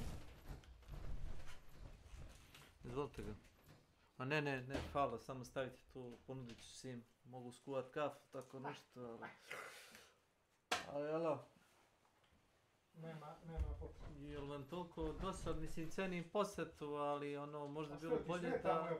Ne, samo sedi, ali cenim više da si došla, reka je našla sam posao, došla sam da se pofalim, sutra radim. A ne ovako, imam slobodno vremena, imam i sutra slobodno vremena i prešutra i našutra. Ja sam predao 20 ja molim nikoga, neću, ja sam radio što je do mene, jel? Da je jedan toplu vodu. Tako je, proizvodim avione i to stav neke stvari. Yes. Da. Aha, a evo ga ili je? Šta? Ono što bipće crveno? Ne, ovo. Ne znam šta je to. Ruterčine. Opet ne znam. Ne znam hiperlative. Nisu ni super. 500 plus 50. Nisi ja uzvrlo. Nego oni došli iz Daviti, ja? Dali mi džabe. Rekli evo ti džabe. Ti si Milanov drug, evo ti džabe. Poštenost njihove. Tako sam rekao ti. Pošto je moj drug na Source, jesi tako rekli? Ne, na C Source. Što? Ima li razlike? Pa ima. Manji ping, brže skida. Po čemu ima razlike? Haj, manji je ping, stabilnije, brže skida, nešto. Ti ne gledaš ništa. Ne skidaš ništa. Pa, kad džabe i Bogu je drago, jel? I da ste dali 3 puta manju brzinu i da ste dali latenciju 3 puta veću, opet isto bilo. Ništa ne. Umjesto latencije 7, da ti je latencija 50, isto bi ti bilo.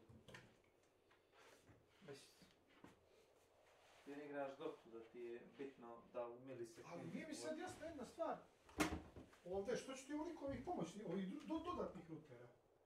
Koji dodatnih rutera? Pa 2 ova bila. Ne, samo ne diraj ti ništa, samo bi te zamolio da ništa ne diraš. Šta je s ova 2 bila? Samo ti živi.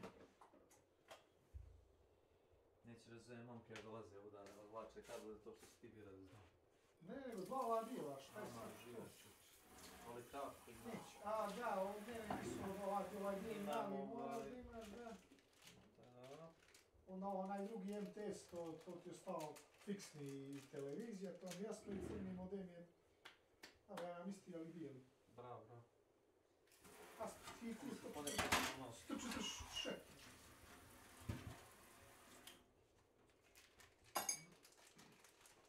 A dobro, 500 kroz 50, mada ja imam 1000 kroz 200, ali nema manje. Ne menja više što ti. Drago mi zbog vas. Aj šta ne. Eto mogu komšiluku da... Samo još gajićima da daš isto, da nema problema gajići. Ipak ne bih to radio. Ipak bi da šta populacija kuku troši. Sad si rasteretio gajići, pošto... Ja sam ih rasteretio. Pa je mrežom u smislu. A što sam ih rasteretio? Pa zato što si otkazao internet, sad će oni imaju full potencijal koji su platili. Oni su i sad imali full, to razočarajuće. Ne? Da. Nego ja nisam imao. Da.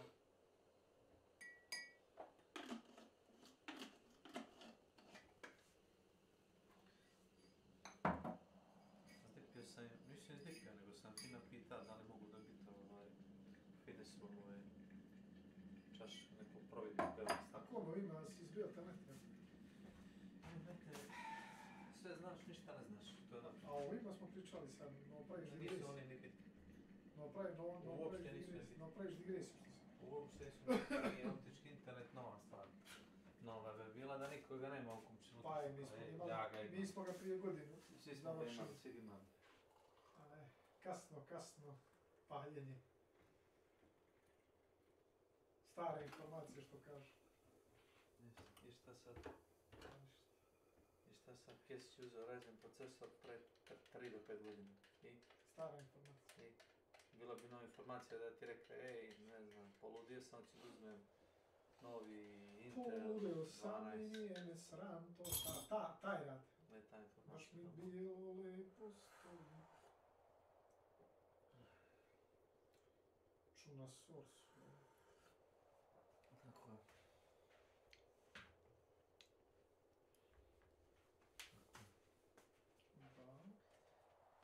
Bili smo na plaćenom odsustvu u firmi na Požu. Pa pošteno. Pošteno je. Ta 2 dana nisam morao da radim. Bili smo na nekoj ekskurziji, nekoj šetnji, po planini. Nekakva guzata riba nas je okolo vodala. Jebo matelji su najmili samo zato što imamo neku guzicu. Ni do čega drugo. Jeste prijatno ovako za priču, ali ne možeš tako biti vodičevi, mogla si biti recepcioner. Zašto ne možeš? Možda je poštenac uraš. Ne znam, umjesto na 2 gay momka što su stavili na recepciju, mislim, nemam ništa protiv njih, ali ono... Mogla je ona. Mogli su oni da budu vodiči, ništa je ne bi se... A gdje ste bili? Divčibare. Fruška gora, gdje?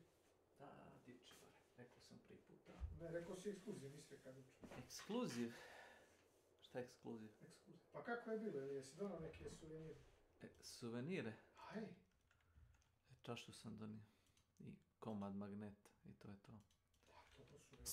Seth here. To ti je suvenir praktično. Sad ćemo da se bavimo najboljim zanatom na svetu. Stream snajpovanje. Znaš da viš kako se to radi. A koga stream snajpujemo? Drugi igrač. To ti tako ide. Ali sad stream nema što da koči, da bupa, da sam možda otvoriš samo sam tabao od jedan... Stream da koči, do sad nije koči. Jes malo bolje. Do sad nije koči. Malo da bufferuje što se kaže. Mene ne, tebe da. I dalje. Ja, kad gledam tebe da. Ne uvek, ali da. Tebe da, kad te čovjek gleda, samo stane stream. Najstarijim zanatom posle kurvanja stream snajpovanja.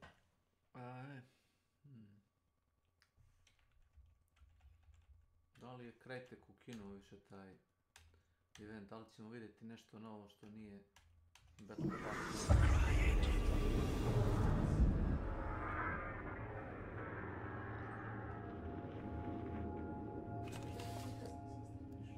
Je li ovo gotovo više? Ne. Šta ne? Nije. Nije šta? Samo da smo na source. Ti si taj ko igra ovo svaki dan. Valjda bi treba reći. Pa pomalo igram, nije da se sad... Svaki dan. Nije svaki dan. 12 dana? Šta da vidim? Još 12 dana ovoga.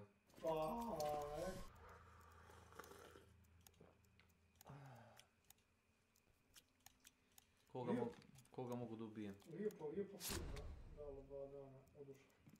I što se ovako radi? Odeš ovdje. Da. I odeš tu. Da. I kupiš sebi jedan... da se maladi, to su davali džabe. Da. I odeš na sebe. Na primjer, jesi isti. A sad manje iš, sad si u zeleno, a nisi išao. I dalje odra. Mogu da igram na rusičstvu vetić. To je bolje igra, vjerujem. Brže ide. Agresivni su. Igra sam. S automatima igra. Ja, ali su agresivni, ne, na to možeš 5 minuta, 10 gotovo. Što da glume kauboje sa pištoljima i koltovima. Da, igra se kao kod. Kao Call of Duty, si na se automatski pušta. Da, na sve mape i brr. U suštini oni imaju drugu koncepciju igranja, oni igraju... Brzo i ludo. Ne, oni igraju PvP. Njih već posle toga... Kad pobiju sve, izađu s mape.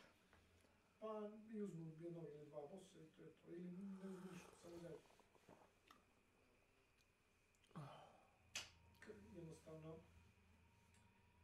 Jednostavno tako, da. Na sourcu su.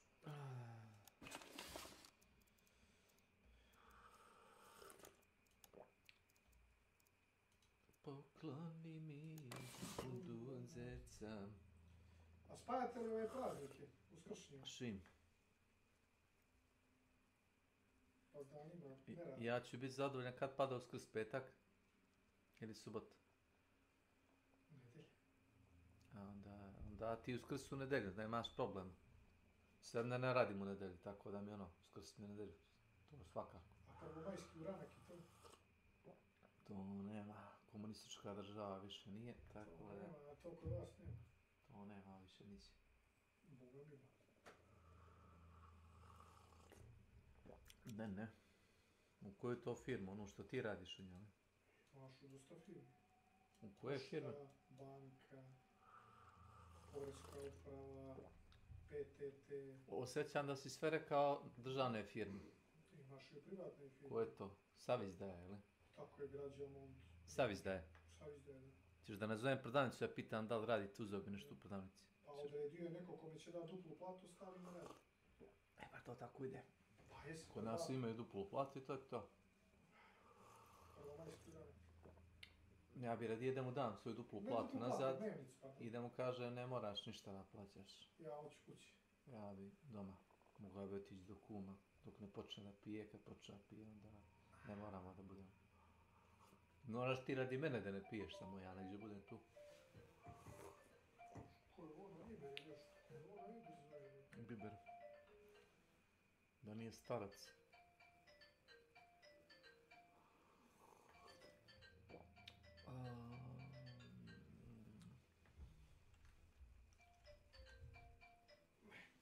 Chilling. What is chilling? Ovo nešto novo na ovome. Da.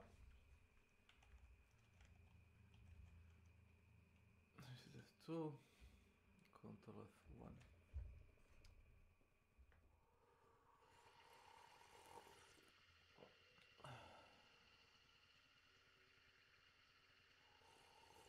Molio bih da imena.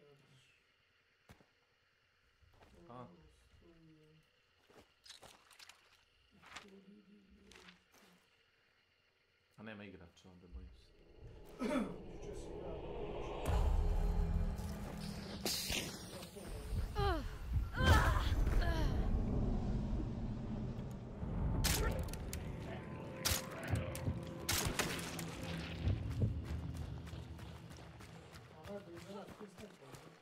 Da.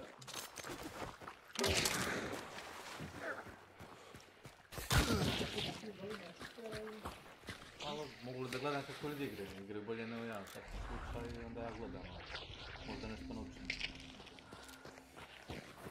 Samo imaju dvije ekipe na mapu, tako je. Ja sam bio treća.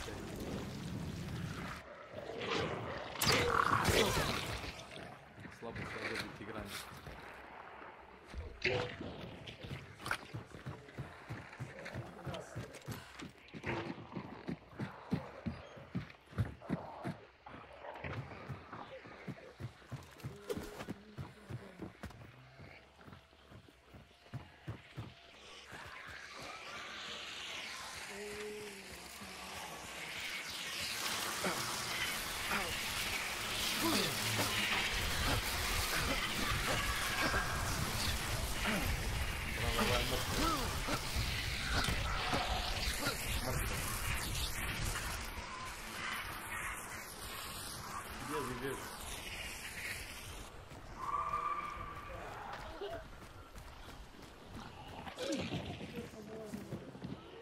Ima dva prigušena pištolja i prigušena učisterku, ne može da ubije nijednu pčelu. Dvije pčele ga bombarduju sa svima. On udara bokser umjesto da ubije pčele. A ima, ima prigušeno oružje. Nema komentara. Ne možeš. Možeš na kraju meča vidjeti. Ne možeš biti kako godinu. Možda pa profilu, ali... Većina ih sakrije profil. Evo ga, on se šunja. Jer je čuo kjerove neđe tamo.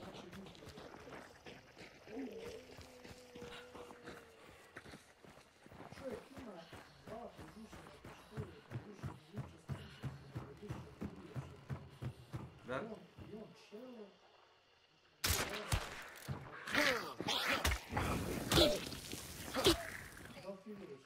A ljudi zabrinjavaju, znaš, to je problem.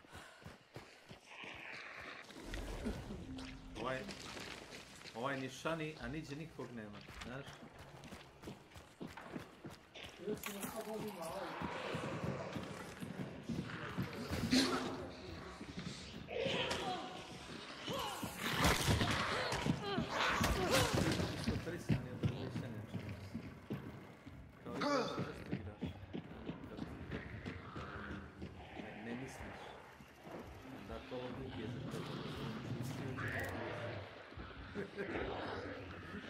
Nema razloga za ti.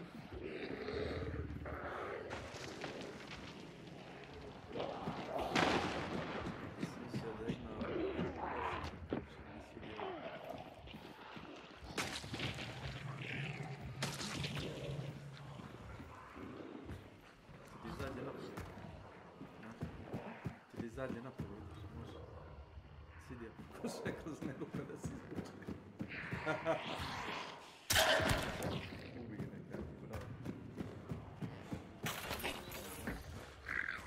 Pogine prvi.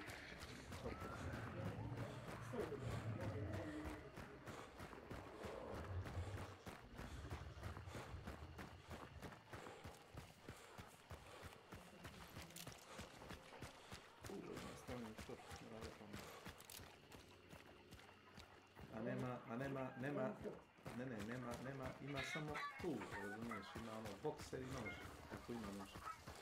I uzeo stamina shot. Ne može ništa ti mogu, znaš.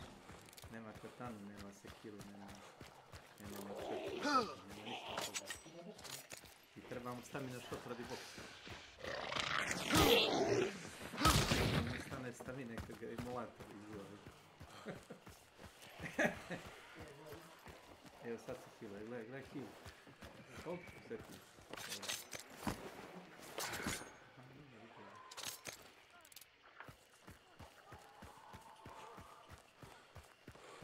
Čekaj, još se nisu sudarili sa onom ekipom. Evo stižu. Ovaj su vam lipčisti. Gdje ide? Stani. Pokušavam po zvuku da odredim gdje ide. Tu će biti seks na sredini mape, samo gledam. Da, čuje se crveni trag. Vidi, trči na njega! Ne, druže! Desno! On se trči prema njima, znaš. Gledaj, trči u vodu, da ga što bolje obelegijaju. Zombi je opuca, bravo. Nema zaklona ovdje u vodu, znaš. U vodu bježi. U vodu da te okruže, da nema gdje da odeš.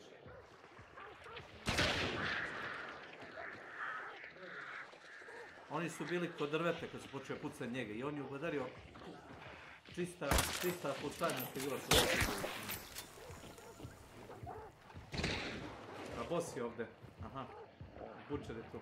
Vidi se, čuje se kako trupka. Ono ga je promašio. Džaba se ne čuje taj prigušivač kad ne može ga pogoditi, bravo, ništa.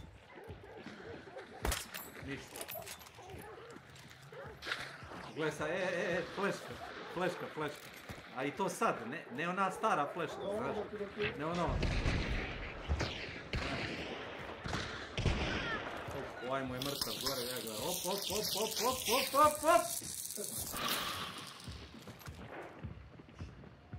Ništa.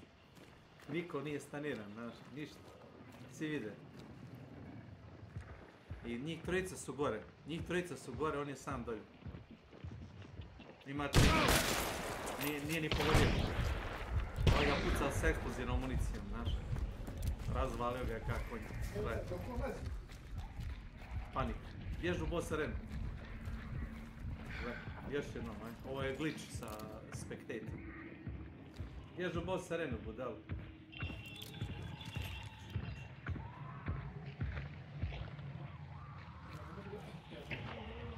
Jedan ima samostrel, drugi ima onu Winchesterku sa eksplozivnim mecima. A svi su iznad njega, on je šanil ovo desno.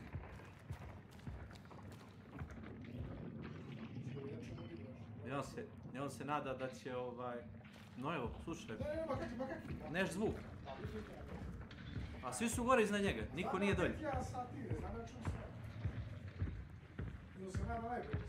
On se nada da ga neće sad ubiti iz metka, pošto se nije nahilova, ako ga bude rečeno.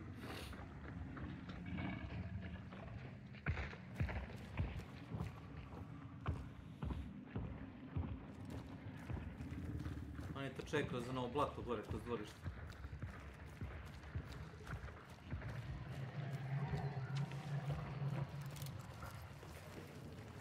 To.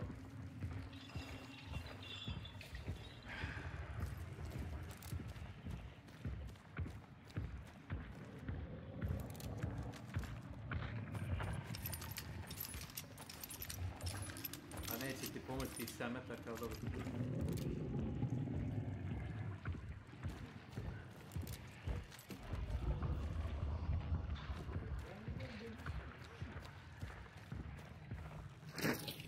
Oni ti svi igre na gunslingera, vidiš? To ti je ono kao što Gardi igra, ono, znaš, ovako drži pušku i ovako nišani, znaš, ispred sebe.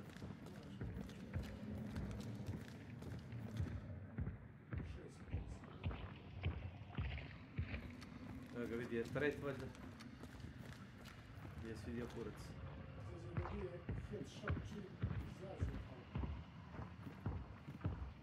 Pa, rekao sam ti da je jedan od ove trojice što su iz druge ekipe ima samostra, taj se vratno neđe šćučurio i prikradam se oko Ćoškova.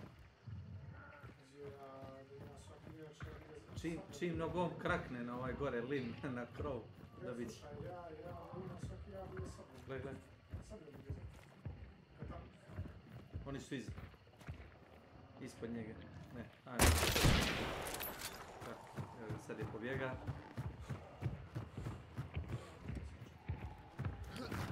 Šta je sad?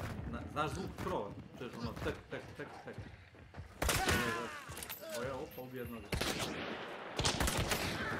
Opa, ubije drugog. Ubije obojicu po metru. Ovo je malo nelogično, a? Sve ovo što si vidio do sad i po headshot si mi dao. Ama nije, brate, po metak i opalio njih.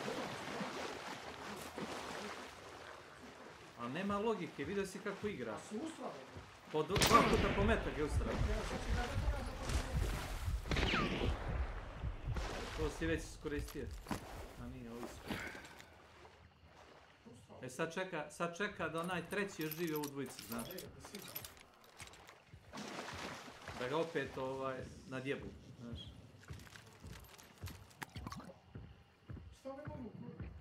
Zapaljivu bombu, eno ga desno. Vidjeli? Jesi ga vidio delicijom jesi vidio? Trčaje tamo iz vode ka gore. Iz one barake trčaje. Headshotovac si ga kao konjik.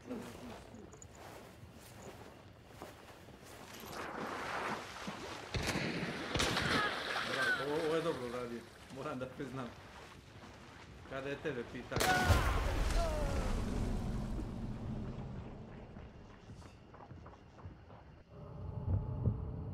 Ovo žuto što sam... Ovo Gardin igra ovdje.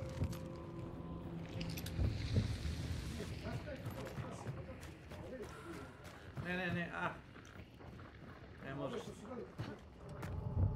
Oni su dobili pometak u glavu. Koliko god da si mislio da je loš, ubije obojicu pometak u glavu. Da, zato onoga promašio 6 puta giganje. A to je ono što je meni nelogično. Ljudi nemaju veze s mozgom, a razumeš, kažeš ti kao usralo ga. Pa ga je 2 puta zared usralo. Pa ne veze, možda ga usreš što. Prvi metak je promašio, drugi metak headshot, tati metak headshot. To ti nije nelogično. Zato onoga 6 puta promašio. Pa je.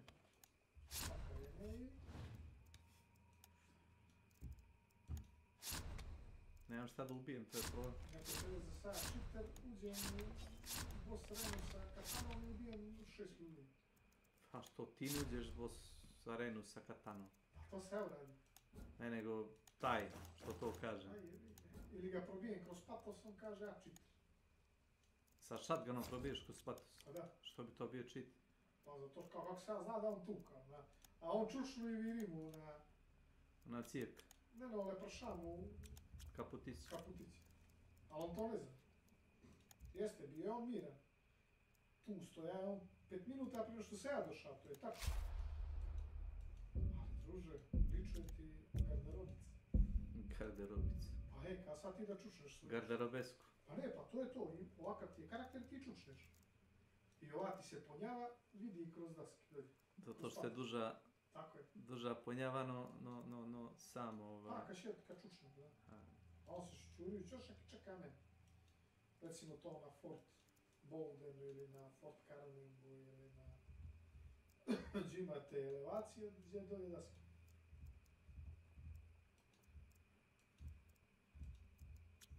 I ja ga prosviram i on kao, kako on znao sve ovdje.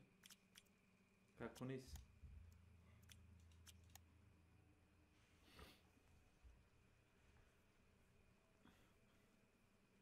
Kako sam trojicu zamotao kroz jedna vrata prije neki dan, to stvarno je bilo.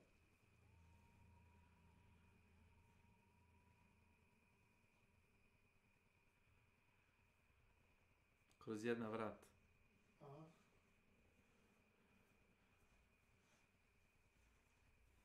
Hoće su vrata, gledaj. Ja s ove strane zida, njih dvojica ovamo, jedan ovamo. Ovaj mi traži jugo odavde od dva dvojica, ako pretrčim, da me daš. Ja hođe s tim. Ovaj me čeka da izvirim, da probam na njega da gađe, da me ubije, a ova dvojica čekaju ovamo, ako pretrčim s ove strane, ja ih ubijem sutra. Dinamitom prepostavljam. Pa kako sad je? Kad tamo? Sad si izašao napolje s druge strane. Ne.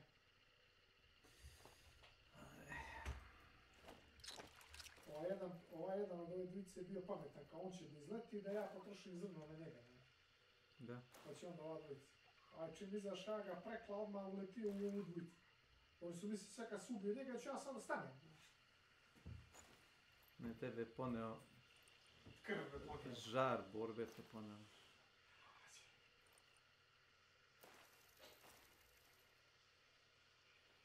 Nema dovoljno igrača za ovo što ja radim trenutno. Ako nisam ubio bratu 500 ljudi u Brikorcu, onamo gdje čekam, nisam ništa. Ti to ne koristiš kako treba. Ako se nabiješ skroz glavom ispod onoga lima, možeš da vidiš čovjeka koji prelazi dok, ako ne znaš da nemaš čime da gađaš. Ne, pa nema potrebe, ja čekam sad. Pa ono samo možda ih onako uništiš se. Zapravo, tebi je korisnije da ih ubiješ onako zato što...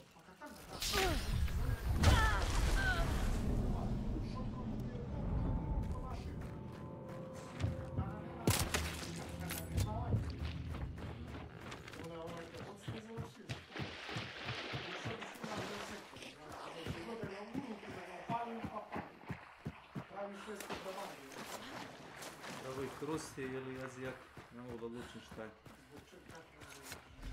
Vidiš li kockice tamo, to ti je ćirilica slova ili kineski. Nemaš šta drugo. Može biti ćirilica sve. Napiši ime, neće. Imaš nepoznato.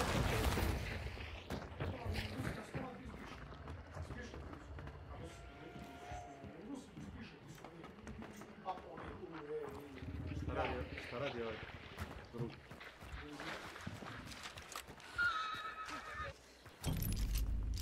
Ovaj izaša. Zdravo džaci. Rambo 3. Nastavak od Ramba 1 i 2. Rambo 3 piše u čašku.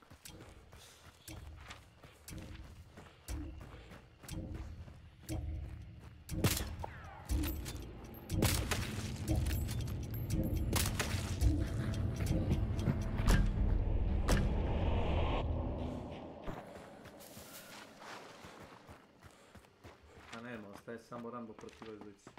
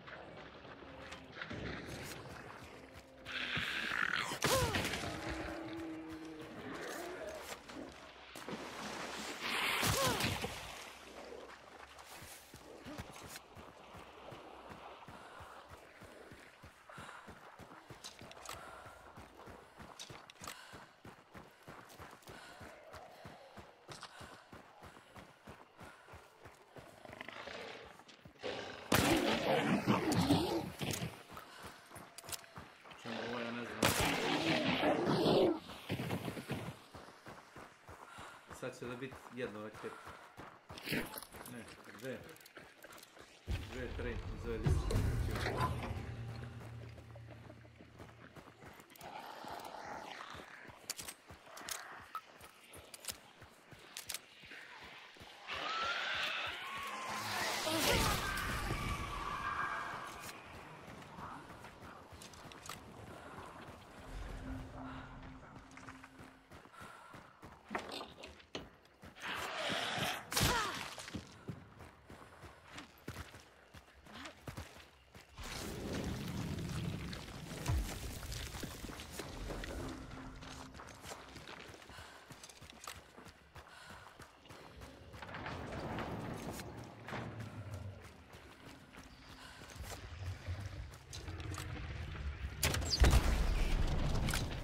Ubi ga iz strela.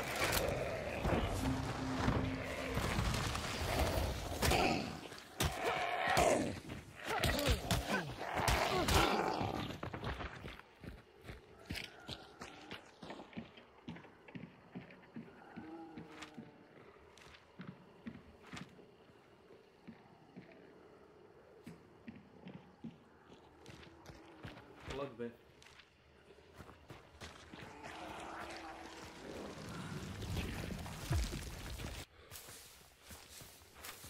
Boga mi nije.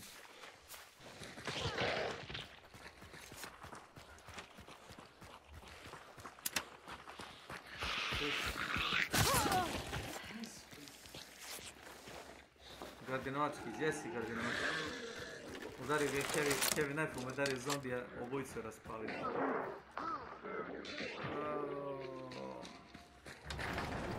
Što način ponovno ga pita zašto udara Heavy udaraca sa onim Heavy Knifeom, ne bi ti znao reći, znaš. Kad običan onaj, samo levi klik jedan na Heavy Knife ubija zombija. Nemaš killa kao overkilla.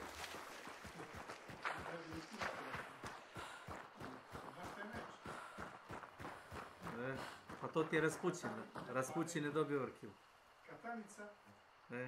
I onda ga sačmarom ubališ. Katanica je za sve bossove, za sve AI-eve, za sve što treba je kerogene, armorene, žičane. Čak ubija ni regulator.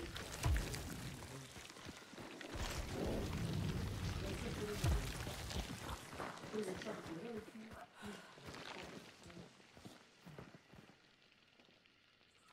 Jer uzmete taj trag, master clue ili nećete. To je bounty, to je to.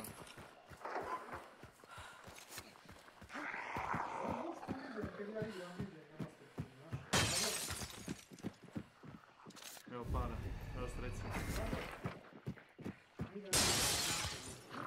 Kad igraš?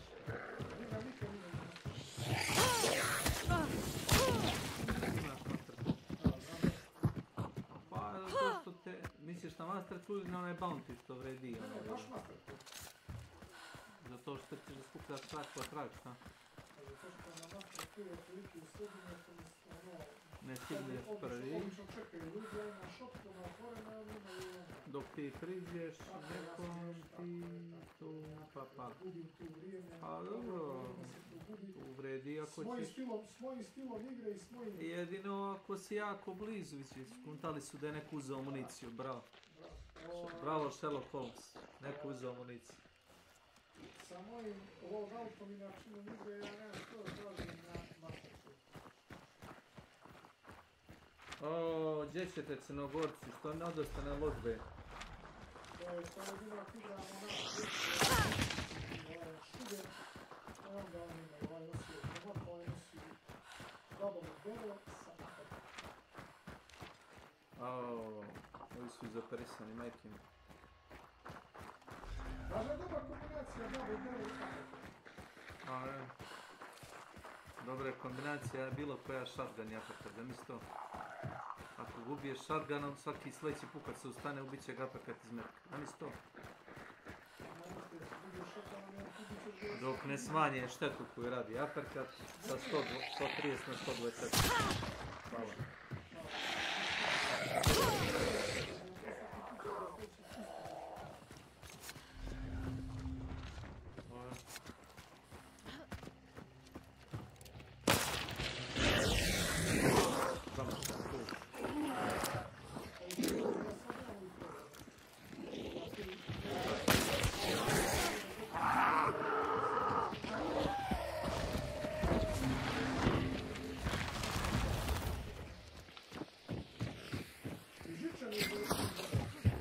ti je? Stano, žučan je ovaj zubac. Jesam martial arts. Pa ne može ti prići. Ne bi smeo reći prići.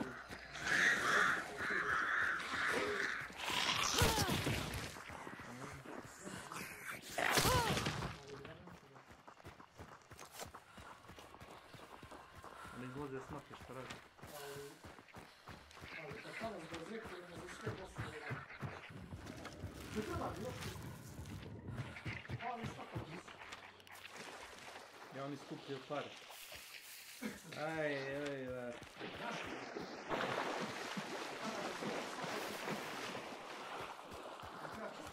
Ovima treba pare. Ovo će da skuplja milijon pare.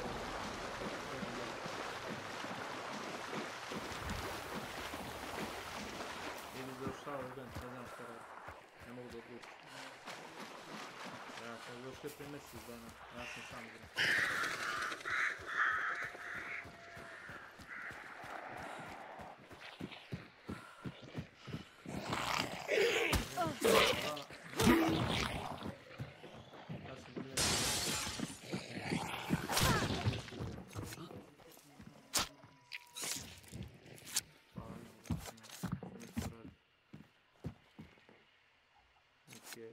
Život se desi.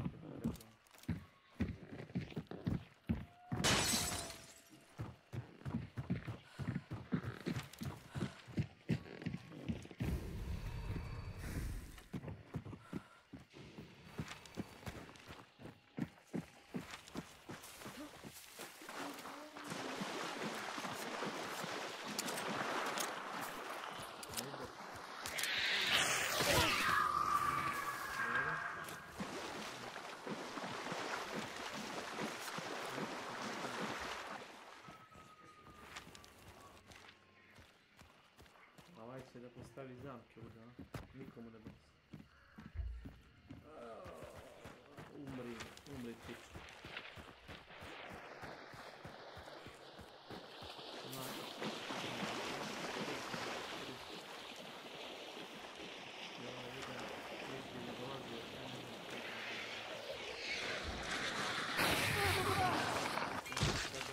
Kad on postavlja zamke, nosi one lampe zapaljive, znaš.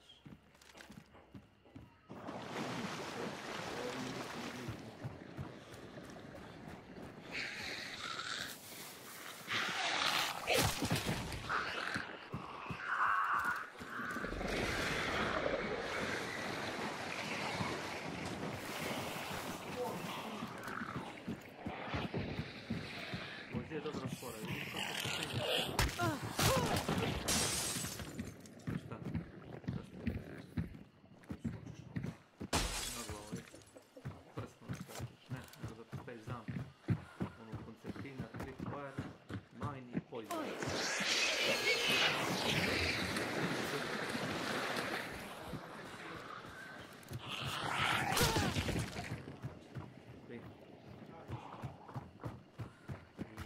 Koga koristiš?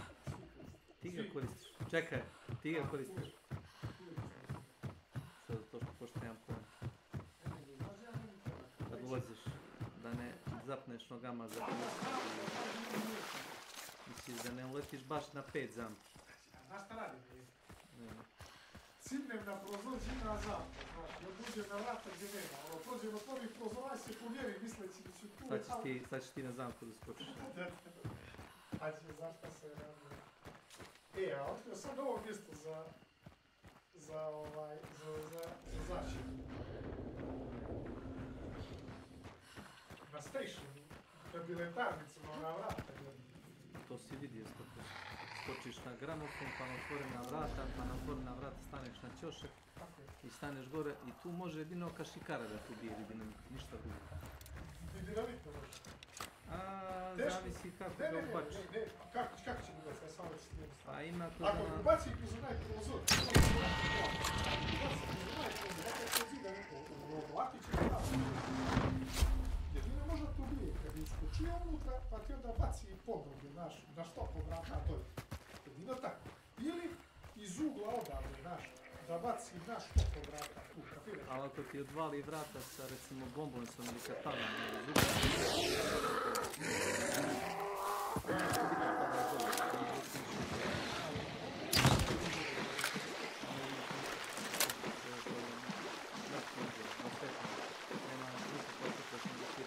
koji čošak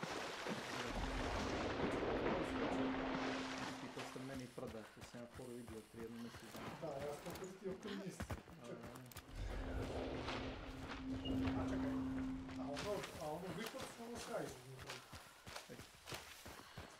Sjećam se, gledam koji stream TV, a ne, da mi neki nilasa čekao ovaj čak. Znači kako se ja na boje dobe na web, uletio sam ono tri sabljom, to se gleda na stream. Uletio sam ono tri sabljom ono u taj čošak, upravo u taj čošak. I ti ovaj stream spušao. Bez gleda nešto. Bez gleda, ne možda vidiš. Ja sam ušao, uletio sam s nategnutom katanom i u čošak, ono, ako nema nikog pa mašiću, ako ima vidiću, ljubio sam, i uspio da upali tu kao. To prosto ono, kako je znala sam uzio. Kad sam ušao sa policom, kada smogovci, oni ovako ili ulaze i ne gleda niko, idu, ovako idu, zna, ovako idu. I ja vičem, hej, idiot, oni dalje ovako, ne kapira dakle me čuje. On bio svih sutric. Smogovci. Pa je, dvojicu nistric, dvojica su ušla tako. Jer oni, ali ne mogu da vjerujem da oni ne pogledaju desno, jer je. Zašto ne gledaju desno? Ne, zato što im je... Jer njima je fokus lijevo, znaš, očekuju... Lijevo, pogledaj lijevo. Ovo je samo skup sport, zato što ja ne mogu da uzmem ovca džabe, znaš. Ne, a reci mi jednu stvar. Ako mu kažem, hej, idiot, hej, kako ne kapira da si za njeg? A ne čuj ljudi što ja znam, naglazu. Pađe, ubija se ih i nožem se ih gađa u glavu. A nema šta nisi radio tamo, taj ćeš.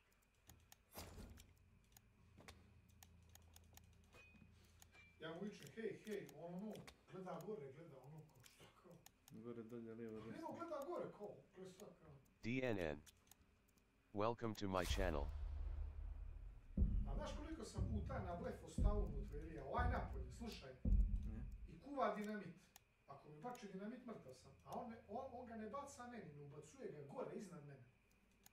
Kapiraš? Ja ono ne mrdam. Ono ako baci dinamit, mrtav sam, šta sad? I on se taman opušti, kad ubaci gore dinamit, od dolje nema nikog dima, pobjega mi. I on kreće, znaš. I ja ga ubijem ga sabljom. Ne znaš što ga je snašao. Kozec. Pa kozec. Pa vidi, kad imaš sablju i belsekera, znači da ga u nogu pogodiš, ubićeš ga. 600 damage pravi, 580 damage. A gdje god da ga pogodiš, nije više bitno, da ruka, noga ti... Noga ti radi na jednu četvrtinu. A podijeli 600 damage sa 4, pa da vidiš od 200. A 200? 150. Kako je? 600 damage. A dobro, 150. Pravo su. 3 bi bilo 200. A nemaš 300 helta, no imaš 150, tako da umireš sve. Jedno ti se radi. Da li te grubo... Ljudi su htjeli da ostavi krajtek berzeker kao... Recimo ubiješ mitje da imaš šansu da dobiješ berzeker, na primjer. Dobro. A ono, crveni onaj treg, znaš. Kao što dobio sad rekli.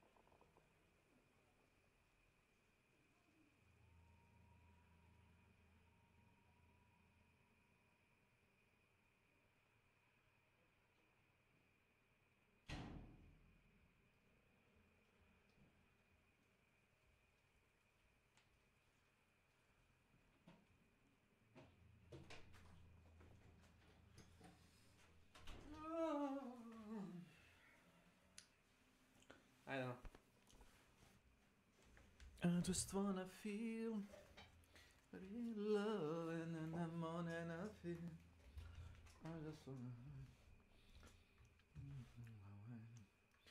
going through ways I wanna feel real love in the morning I feel. It says unknown user followed me 7 days ago, which means that he is deleted probably from Twitch. Oh gee, what a surprise. Who would have thought that?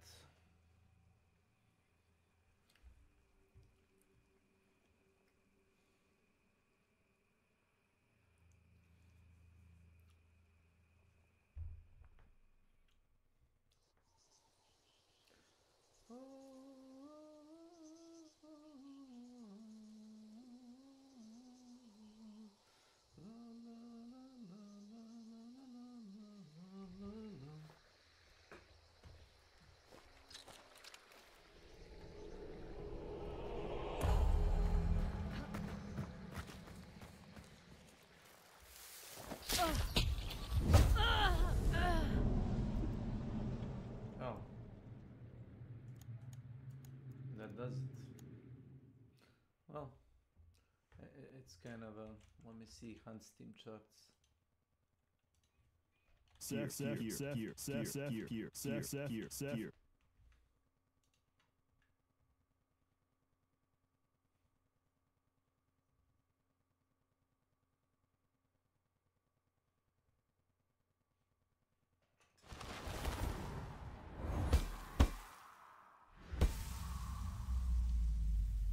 No.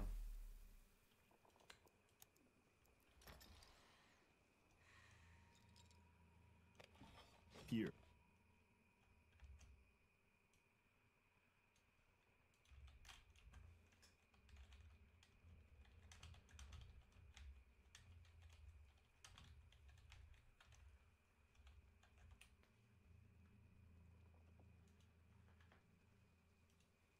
Wow. That's funny.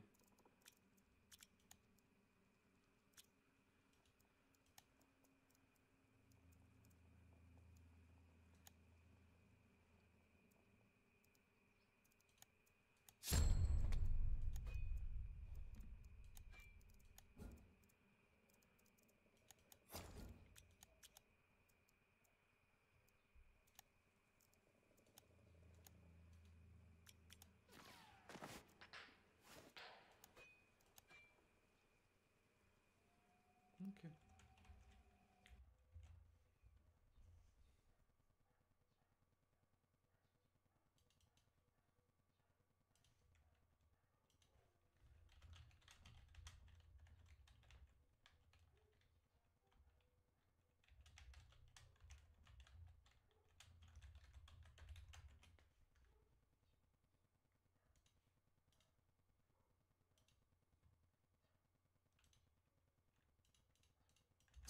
Here. Ugh.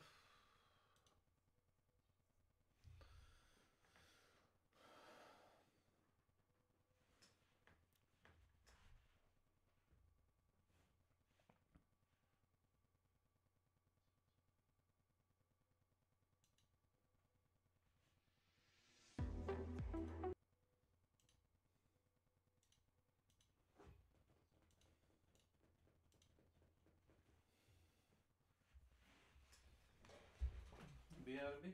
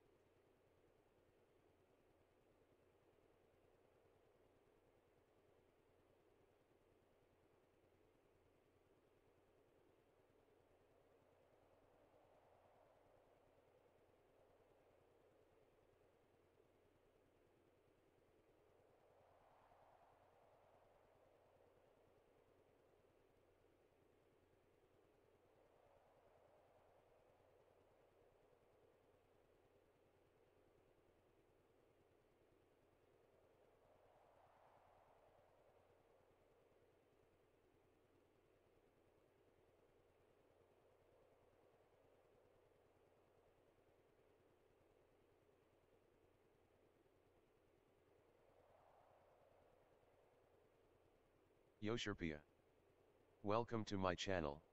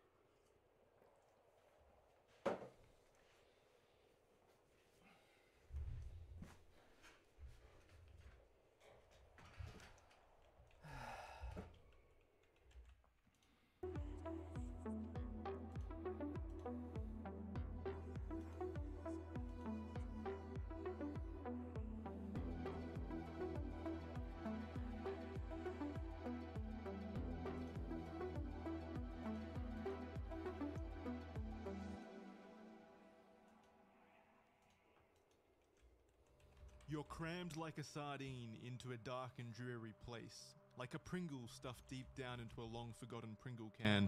Dust covers every surface around you. You can't see a thing. Perhaps you never could. You know not how long you've been like this. You may never know for sure. All you know is that what feels like an eternity ago, you were in a place of resplendent beauty and sophistication. And now, you are in the pits of hell by comparison. How did it end up this way? You churn over the cyclical thoughts that plague you incessantly. They hound you to no end. To be honest, that may in earnest be the gravest of all insults to have befallen you in this accursed place.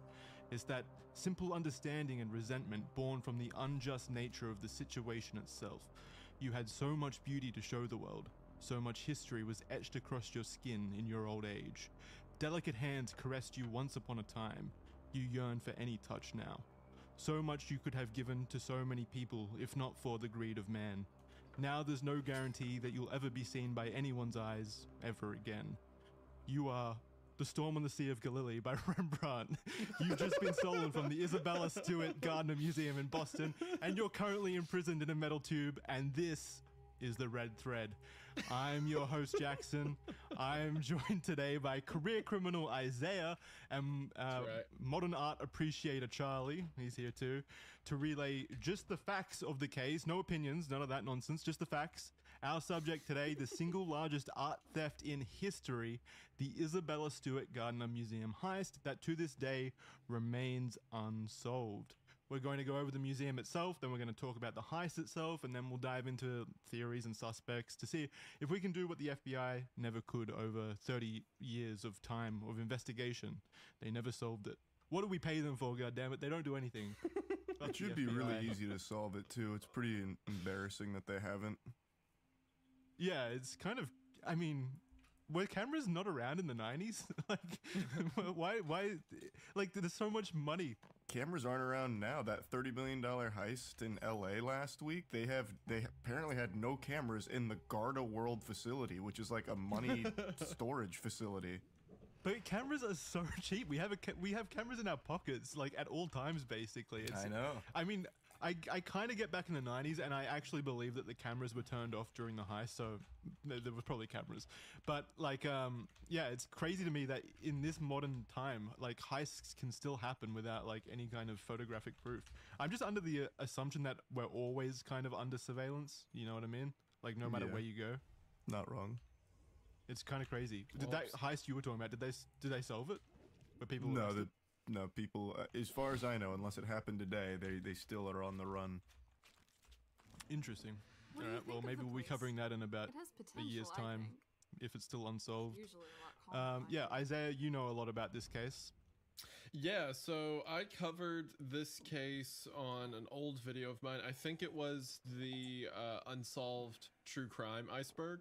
And it's famous because, as you said, it's the most expensive heist ever and it's unsolved. Like, it's such a weird thing that not a lot of people talk about. But the story of the actual heist itself is hilarious, in my opinion.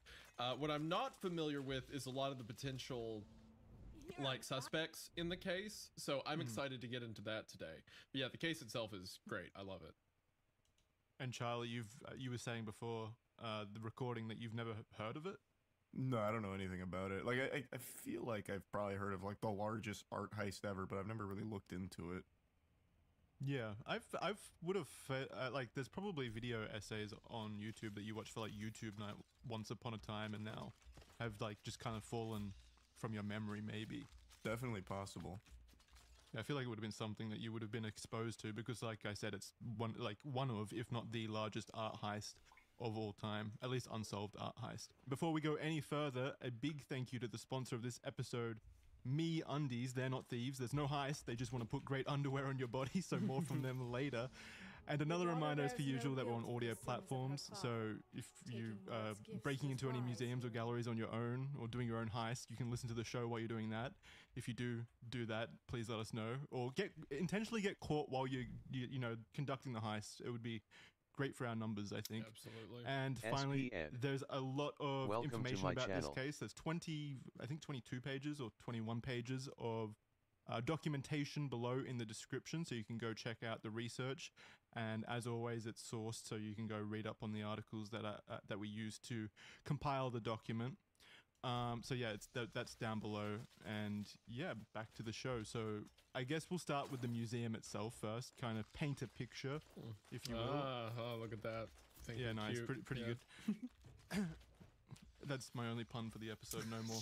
Yeah, okay. And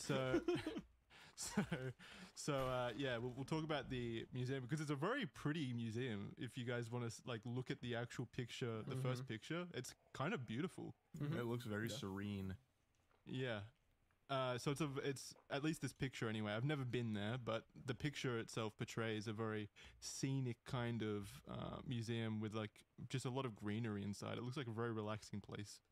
And the way that the museum itself was formed is a very interesting case as well. And to discuss that, we need to discuss the people who founded it. And that is obviously Isabella Stewart Gardner. In Boston, Massachusetts, you'll find the Isabella Stewart Gardner Museum. It is best described as a gallery of European, Asian, and American art. Its founder, Isabella Gardner, hailed from New York and was born in 1840. She came from a well-off family and received a private education, having even studied abroad. It was through a Parisian friend that she met her future husband, John Jack Lowell Gardner Jr. John was part of a lot of names. There's a lot of names. Big name, very big name. Well, Jack is his nickname. Oh, true, that's true. Yeah. But how do you get Jack from John? Well, how do you get Dick from Richard? Ask nicely. Well, I assume the very first Richard was just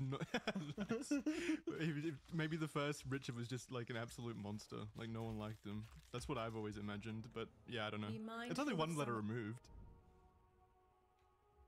But in Richard is? You're talking about what? No, Rick. Well, Rick. Rick. And Dick. Okay, yeah. Gotcha. That makes more sense. Yeah, I was trying to piece that together as well. I thought you were talking about Jack or something. John was part of a prominent Boston family with significant wealth accumulated through shipping, real estate, and trade. Their shared love for travel took them to Northern Europe, Russia, Egypt, and the Middle East and Asia. Isabella would document each journey in her journals. The pair were enamored with the concept of traveling and exploring the world, and both had a fondness for different artwork born from different cultures. In 1878, Isabella attended a reading by Charles Eliot Norton, Harvard's first professor of art history. It was at this event that she was invited to join the Dante Society, sparking her passion for collecting rare books and manuscripts. Have you ever heard of the Dante Society? No, but it sounds like something I'd make a 3-hour video on. Yeah, yes. I was just thinking that. Like, I had never heard about it until just like discussing or researching this case. It sounds like such a cool society. I imagine it's related to Dante Alighieri. Yeah. Yes. If I had to guess. Yeah. The Dante Society was an organization dedicated to the appreciation of Dante Alighieri. Okay. Sure. Okay. I should have just shut up and read what Jackson had typed. That was my bad. I've covered everything. Yeah, you did. You did have it. Yeah. The appreciation of Dante Alighieri, the renowned Italian poet best known for the Divine Comedy. They were founded in 1881 in Cambridge, Massachusetts, and are still around to this day. Then, in 1884, during a visit to Venice with Jack, they ventured into the Palazzo Barbaro. Sure, something like that. This Venetian palace served as a hub for American and English expatriates. Is that right? Yeah. Expatriates, including numerous like people. painters. It means like people who have moved from a country. Oh, okay. And See, if you would have used the word channel. expatriate to me, I would have assumed that was someone who became like a fugitive of the state. Like, I mean, you can use it that way. They former patriots on the run. They owe no allegiance to any country now. Kicked out of their homeland. I mean, it's a heavy word, expatriate. If it sounds like a Mel Gibbs movie, like. True. I think it's a cool word. It is a cool word. As a fact, I think too cool for the use for this situation. We need to just like what is ostensibly like tourists. Yeah. What's just someone who travels. Yeah. For American and English expatriates, including numerous painters. The Palazzo Barbaro deeply inspired Isabella, laying the groundwork for her future museum. Yeah, so that museum is on the Venice River, whatever the Venice River is called. And it's like pretty normal museum, just like a bunch of cool artwork in there. But yeah, she was deeply inspired by that museum, like that one specifically. Yeah. That's what kind of influenced the Gardner Museum in Boston. Also, just to briefly go back to the Dante Society, I looked into it quite a bit after this research, just to see if there was anything like nefarious, like if we could do a video on the Dante Society in the future, if they were like some kind of... I don't know. Yeah, they're just nerds. I don't know what to say. They're like wholesome people that just like... yes, but evil books. They like... Yeah, I mean, I guess like, they could have like the Necronomicon or something in their possession, which would be cool. No, it's literally. I think it's literally just the work of Dante. Like, it's not even just. They collect 8 books. That's all they got. They just really like those 8 books. That's really sad. It's cool. Yeah, it's whatever. It's awesome. I mean, I've made videos about Dante, so I can't say a lot. She met Bernard Barrison, who would go on to become her chief art advisor. Bernard assisted in gathering some of the biggest pieces in her collection, which were purchased from the wealth grown from John's successful businesses and her own family's inheritance. Her father was a wealthy New York linen merchant. As they acquired more artwork, Isabella and Jack had plans to open up their private collection into a public museum. Jack died suddenly of a stroke in December of 1898, but Isabella went on and continued their plans, purchasing a large amount of land in the Fenway-Kenmore neighborhood, known for its cultural, historical, and academic institutions, in Boston, and shortly after, she would begin construction on the land. She moved into the museum herself, and in 1903, the museum had its grand opening. I do think that's really cool that like a lot of the art collectors and stuff I kind of find a bit lame when it's just like all holed up in like a private collection. Yeah. So I do really appreciate that this was then turned into at least a public museum, and this like the museum itself looks beautiful. So I think it's a really cool thing to do. Another cool thing is how quickly they got it up. Nowadays, if you want to make something, it takes like fucking 20 years to open shit now. Everything moves so slow. That is true. I've noticed that, and it's so weird because like logic would say that it should be the opposite, right? Like in the 1800s, the early 1900s, it should have taken decades to make really cool shit. But yeah, like you said, now it takes like 30 years. And it's like, what is happening? How are we getting slower? Is it just that there's so many projects, or what? I legitimately think it probably comes down to like cutting costs. So I think it's like in this constant struggle to save money, they end up just stalling these projects for so long. Yeah. Oh, so nothing's happening. I was gonna say if a project takes longer, it's usually more expensive. Like if people are working that entire duration. But yeah, I guess if it's just like there's 5 years of no activity and no one's getting paid, then yeah, you're probably right. So yeah, sadly. Yeah, Isabella herself suffered a stroke in 1919 and died in 1924. She left the museum, quote, for the education and enjoyment of the public forever, and insisted in her will that nothing in the museum should be changed, nothing acquired, and nothing sold. That's so fucking cool. Yeah. She's a hero. Like, actually instructing that nothing changes in this museum. That's such a cool legacy to have, in my opinion. Yeah. Too bad that what we're about to talk about happened. But other than that, yeah, pretty cool. Well, to be fair, nothing got sold. Like in the museum. That is correct. Nothing was sold on the grounds of the museum. Yeah, so wait, nothing in the museum should be changed though. It's kind of... Well, I think that's more of like in the metaphorical sense. Like they probably built that shit out of asbestos, so they probably swapped that out at some point, would be my guess, for the good of the museum. Yeah, there's like a health safety risk and like the asbestos lead paint, removal. gotta say. Gotta let the kids eat the paint chips. They come in and they can't do any work because the will says nothing can be changed. I don't think that would work. That wouldn't hold up in court, sadly. Well, and there's probably toilets in there too, which probably weren't there back then in the same capacity. Oh, true, and like escalators or some way to get like wheelchairs up things and stuff like that. Yeah, maybe. Yeah. I'm sure that's what she would have wanted, though. I think if we're going to be critical of what she did here, I think she probably meant in terms of the artwork. Like nothing should be changed there, which is obviously a very fair thing to do. Cool legacy though. So let's move on to sadly what the museum museum's current legacy is, and that is the theft. So Charlie, you can take this one, I think. I've got it. So this is known as the single largest property theft in the world. The Gardner heist lasted just 81 minutes. At 1:24 a.m. on March 18th, 1990, a car pulled up to the side of the museum. Two police officers, wearing disguises, jumped out of the car and started pushing the museum's buzzer, saying that they needed to be let in. The guards who were on shift that night let them inside, which breaks museum protocol.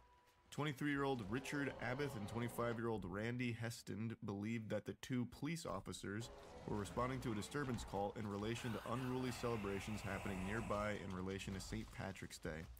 Once the criminals were inside, they declared the now famous quote, "Gentlemen, this is a robbery." That's such a cool line. I love that line. It's only cool because they got away with it, but it reminds me of Charles Doza. This is democracy manifest. Yeah, that guy. As he's getting fucking put in a police car. Yeah. They would then overpower the guards and handcuff and duct tape both of the guards in the basement. This is one of the quotes from Richard Abbott. There they stood, two of Boston's finest, waving at me through the glass. Hats, coats, badges. They looked like cops. So the disguises that they used, I think they were genuine like police outfits, but from all accounts, like they were very, very authentic. It wasn't something like you would get down at. It wasn't like a Party City plastic badge. Yeah, outfit, yeah, exactly. Yeah, and when you read the line verbatim up here, two police officers wearing disguises, it made it sound like they were like fully clothed cops wearing like a fake mustache or something. Instead of they were wearing extra police clothes on their police clothes, like, like police officers that were disguised. No, that they were criminals wearing a police officer like disguise. No, That's they were police officers wearing a DEA disguise. Yeah, like an FBI fucking coat or something. I know what us two police officers will disguise as slightly different police officers. They'll never see it coming. Just a fake mustache. The two criminals didn't appear to have any weapons, and the panic button in the museum was never activated. They did successfully disable the alarms, however the museum still had functioning motion detectors that were able to record the thieves' movements. And here's the list of motions. Jackson will probably put it on screen. The next 24 minutes after the assailants disabled the guards and security systems are a mystery. When it comes to the crime, 24 minutes is a lifetime. The entire heist took over 81 minutes, which does seem to be a rather long time. Extreme confidence that no one was coming and a comfort level with museum, said Anthony Amore, who was Gardner's security director since 2005, when asked about the duration of the heist. Or what the duration suggested. So he was saying that, like, obviously the thieves had kind of like a extreme level of confidence that no one was coming and no one was going to thwart their attempts, and they had some level of comfort with the museum itself to be there for 81 minutes. Because when you think about like heists and stuff, it's get in as quick as you can and get out as quick as you can, right? Yeah. Because police could show up at any minute. There could be, you know, someone. It just indicates that there's a level of comfort here. Yeah, and I agree with that assessment. I like the motion detectors here, where it's someone is in the Dutch room, investigate immediately, 3 exclamation points. It's going off forever. Like it's like a sassy motion detector. Hello, check the Dutch room. I would have thought like maybe it's just because it's the 90s or whatever, like early 90s. But I would have thought if there was like constant you know, alarms like that or detections like that and nothing changed, then it would be routed to like the police or something. I've thought there would be a system like that in place, but I guess not. Maybe if it was like an actual alarm system instead of just motion detection. But yeah, it didn't seem like anything got routed to the police. At 1:48 a.m., they were captured by the motion detectors in the museum's Dutch room. The aptly named Dutch room held Dutch, German, and English art that Isabella Gardner acquired. Here was Rembrandt, a Golden Age Dutch painter, self-portrait, age 23, which she purchased in 1896. The Dutch room held many dinners and parties and was a popular space for entertaining. Gardner once hosted a dinner for the Harvard football team in 1909 when they won against Yale, for example. Well, she must have been a big football fan. Yeah. It was in the Dutch room that they also cut Rembrandt's Christ in the Storm of the Sea of Galileo, a lady and gentleman in black from their frames. They removed Vermeer's The Concert and Flink's Landscape with an Obelisk from their frames. The Concert was purchased by Isabella in 1891 at a Paris auction for $6,000, which is a lot. That's a lot of money. It's a lot of the time, but it's worth far more now. I think Vermeer, if I recall correctly, I believe he only had like 13 paintings or something like that. So they're a big rarity, and the fact that one of them is missing, that is going to be worth a fortune. Yeah. I mean, they all are worth a fortune now, but definitely that is sad that one of his 13 paintings is just gone, never to be seen again. Well, it'll be seen again, I'm sure, someday. Well, once we solve the case. They took an ancient Chinese bronze gu, which is a type of ancient vessel. Is it not gu? No, maybe? I don't know. Yeah, I don't know. It's just funny. It's just a funny word. I don't know. Yeah. Gu. It's spelled G-U for those out there. It dated back to the Shang dynasty from 1200 to 1000 BC from a table, and also stole a small self-portrait etching by Rembrandt from the side of the chest. Just constant steal, like, they stole a lot. It's a lot to get away with in such a short amount of time. Yeah, I mean, I assume they did multiple trips back to the car. I mean, they couldn't carry all of this individually. Yeah. A lot of these paintings are huge, too. They cut them from the frames as well, so I assume what the act was, instead of taking the painting itself, they cut the actual fabric and then, like, roll it up. Yes, yeah. Or something almost along definitely. those lines. Yeah. What's interesting though is that they weren't behind that like armored class, because even in the 90s you'd probably have that. Yeah, it doesn't seem like. I mean, there was glass shattered, but it wasn't like unbreakable glass. Yeah. No. But it's not like the security glass. Yeah, exactly. That's what the guards were for, theoretically. Yeah, true. The two men moved on to the short gallery at 2:08 a.m., meaning they were in the Dutch room for a period of around 20 minutes. The short gallery was on the same floor as the Dutch room. The short gallery is described as more informal in contrast to the grandeur of the other galleries in the museum. It was a passageway that leads into the tapestry room. The gallery contains prints, drawings, books, textiles, and family portraits, some by Gardner herself. Here, 5 Edgar Degas paintings were stolen. It's just Degas. Degas. I've got the pronunciation right there. I thought I saw an S at the end of that. Well, I mean, it is, you but did, it's but it's French. Yeah, they have no respect for the alphabet. He's a French impressionist. They stole some of his paintings. 3 mounted jockeys leaving the paddock, procession on a road near Florence, and the study for the program. The thieves then moved on to the Blue Room, a gallery described as brimming with objects that reflect Gardner's personal relationships. A lot of Isabella's close friends' art is featured in this room. From here, Edard Monet, Edard Monet's Chez Tortoni was stolen. No respect for the French. It's it's okay. Charlie's a modern art enthusiast, not a golden age. I definitely got that. I got that name pronounced correctly. Edard Monet. This is payback from you making fun of me for mispronouncing all the Russian names in the Ultimate Pass episode. Yeah. So this is karma. We've all had our history of the last 14 episodes of mispronunciations and stuff. Yeah. They also attempted to steal the flag of Napoleon's Imperial Guard, but failed, and seemingly opted for the Eagle Financial by Anthony Dennis Chaudet. How did you get financial from that? Oh my god. It's like a newspaper. They just took a newspaper off the side table. Eagle Financial. Yeah, well, that's the one. Yeah, the Eagle Financial. Eagle. Don't go back. Yeah. No. Leave it. That's the one. All right. It's Eagle Financial. There you go. Which was a bronze eagle-shaped statue. They also left behind the most expensive art piece in the museum, The Rape of the Europa by Titan. Many have commented that the assorted collection of stolen art is perplexingly random, with seemingly no pattern, even after being investigated for years. Yeah, it doesn't seem like there was any rhyme or reason. They definitely hit Rembrandt hard, as well as like definitely some of the more expensive ones. So they had some kind of familiarity with the artwork itself. But like that passage just says, there were very expensive art pieces still in the museum, like The Rape of Europa by Titan. So it's I don't know if their knowledge of actual artwork itself was that strong, just like the actual museum layout and stuff, I assume is what they were most familiar with. So how did they fail to take the Napoleon's Imperial Guard? What would that even look like? There was no one there to like stop them, so how'd they fuck that up?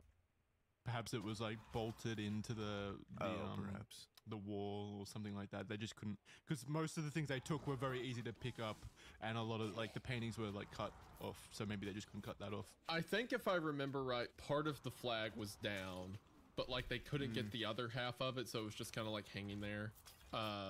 Because if they rip it in half, they ruin, like they're not getting anything out of that, so they just like forgot it and then went to something else. I'm surprised they wouldn't still go for it though, even like ripping it in half. Well, I mean, then you're just like, no one. I mean, they wins. fucking cut into the paintings themselves. Yeah, but like, they can still sell that for a lot of money. If you have a flag ripped in half, you're not selling that, right? Yeah, no one's gonna buy like half of a flag, but they will buy like a painting that just has like some cuts at the sides top and off. the sides. Yeah, I'm just under the assumption that art thieves will probably still take the chance and just cut it. I have my theory is that these guys knew how to conduct a successful robbery, but they weren't super art smart, so they probably staked out the museum a couple times, and then like while they were there, maybe asked an employee like, "Hey, do you think what do you think's the most expensive painting in this room? That one, huh?" And I think that's how they did it. Then they probably just looked at where everyone was congregating. Like they'd look at what the most popular ones were that people were seeing. You would think though, if they were like dedicated art heist thievers or whatever, what are they called? Art thieves, I guess. Like if they were that dedicated and that, I don't know, that skilled at it, they would have like some kind of knowledge of what constitutes expensive art. I mean, they did steal a lot of expensive stuff, like Rembrandt and whatnot. They just didn't. Yeah. They didn't min-max every painting they could have got or whatever.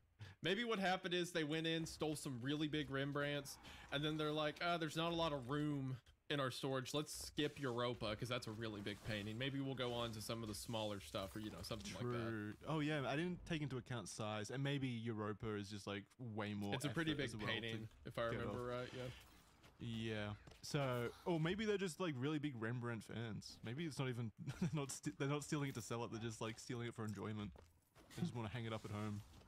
God, imagine that. Imagine if there's just some fucking home out there with just like some random home, not even like a multi-millionaire or anything. Like when you think of who buys these art pieces generally, like from thieves and stuff, you imagine like, crime bosses and stuff. Imagine this is just some random dude and he's just got Rembrandt up on his wall at home, just in the living room. Not even in a frame, it's just like fucking thumbtacked up. It's got like stains on it, like ketchup stains and stuff over the years. He's just using it as like a table mat for his meals. Did they never try to sell any of these? Like I said, I don't know the story of this. Did they never try and sell them?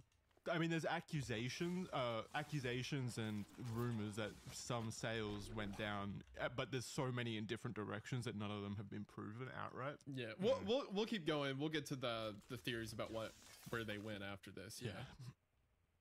Sorry, I didn't mean to jump ahead. No, you're getting excited. I know it's a very exciting case. This is an exciting case.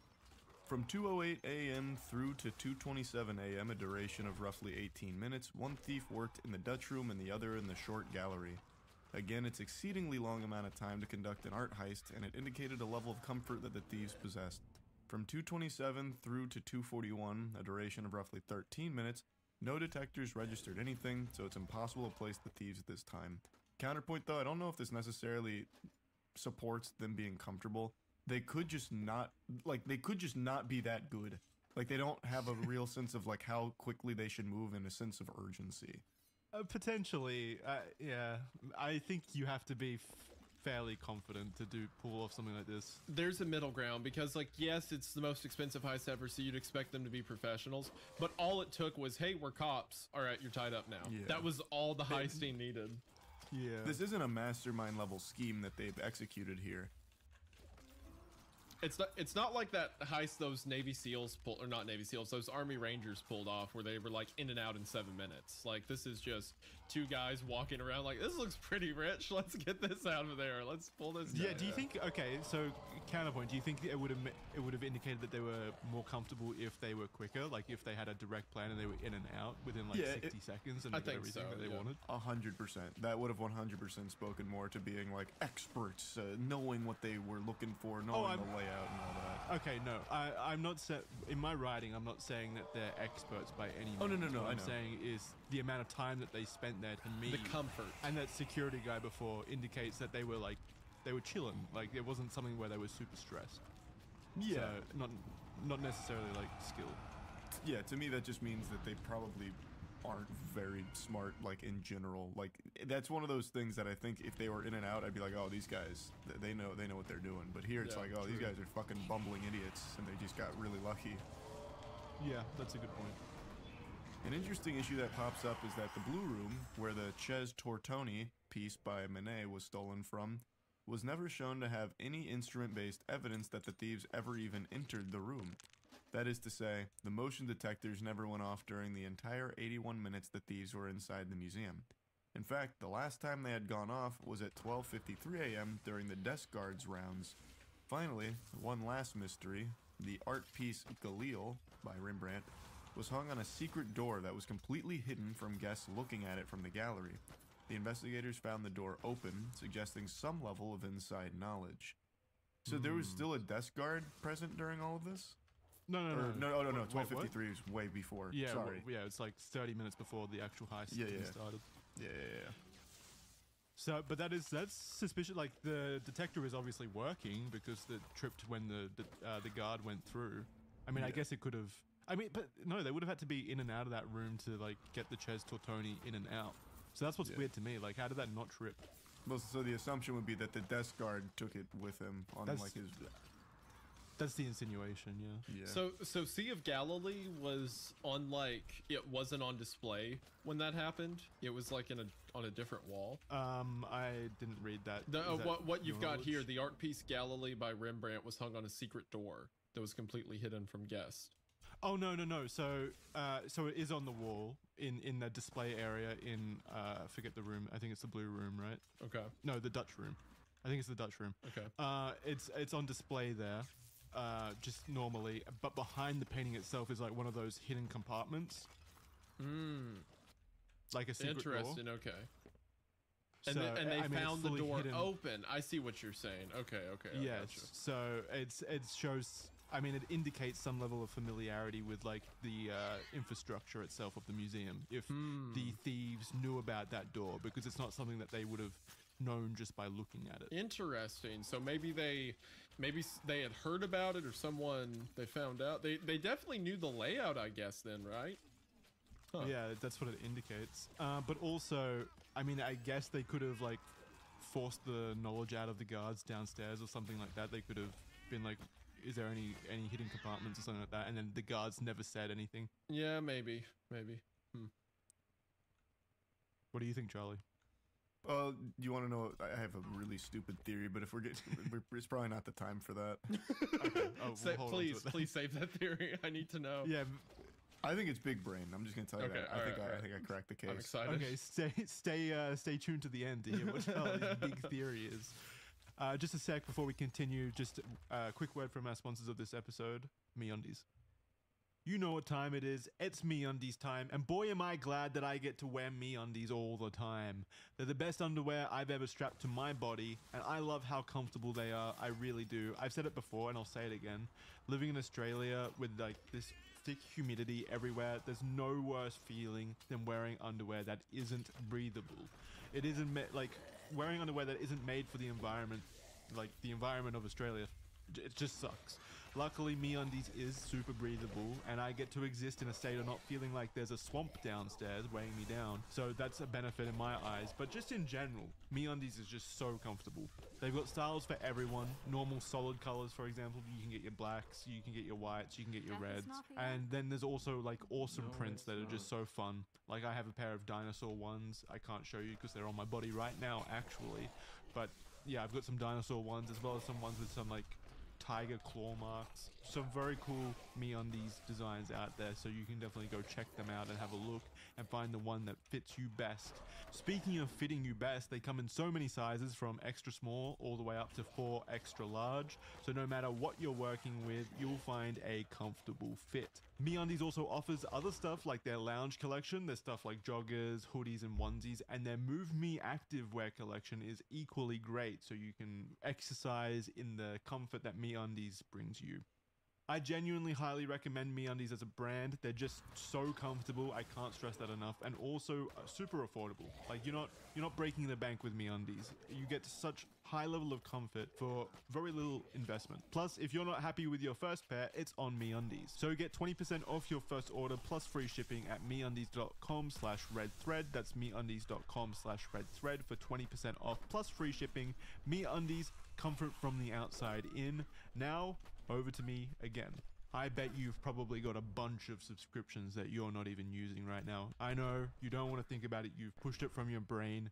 That's perfectly natural. I do it too. But that's exactly what those companies want. You're just giving away money for nothing. And just out of pure laziness sometimes, or like me, I genuinely just forget that I've got the subscriptions running. And I know it takes a long time to go through your bank records to figure out exactly where the money's going. But luckily for me and luckily for you, Rocket Money has our back though. They're a personal finance app that helps you cancel subscriptions, lowers your bills and manage your money better. They're a fantastic tool that you can use to make your financial life better. Like I said before, you can use Rocket Money to safely and securely cancel your subscriptions for you. That's enormous. That's really cool. It tracks recurring charges and lets you know what subscriptions are active, and you can even cancel the subscriptions directly from the app. Rocket Money also helps you by lowering your bills, like your telephone bill, your cable bill, your electricity bill. You just upload a photo of your bill and Rocket Money will negotiate on your behalf to lower those bills. It's a great tool. You'll save money at the end of each month, and you won't have to do anything that takes up more than a minute of your time.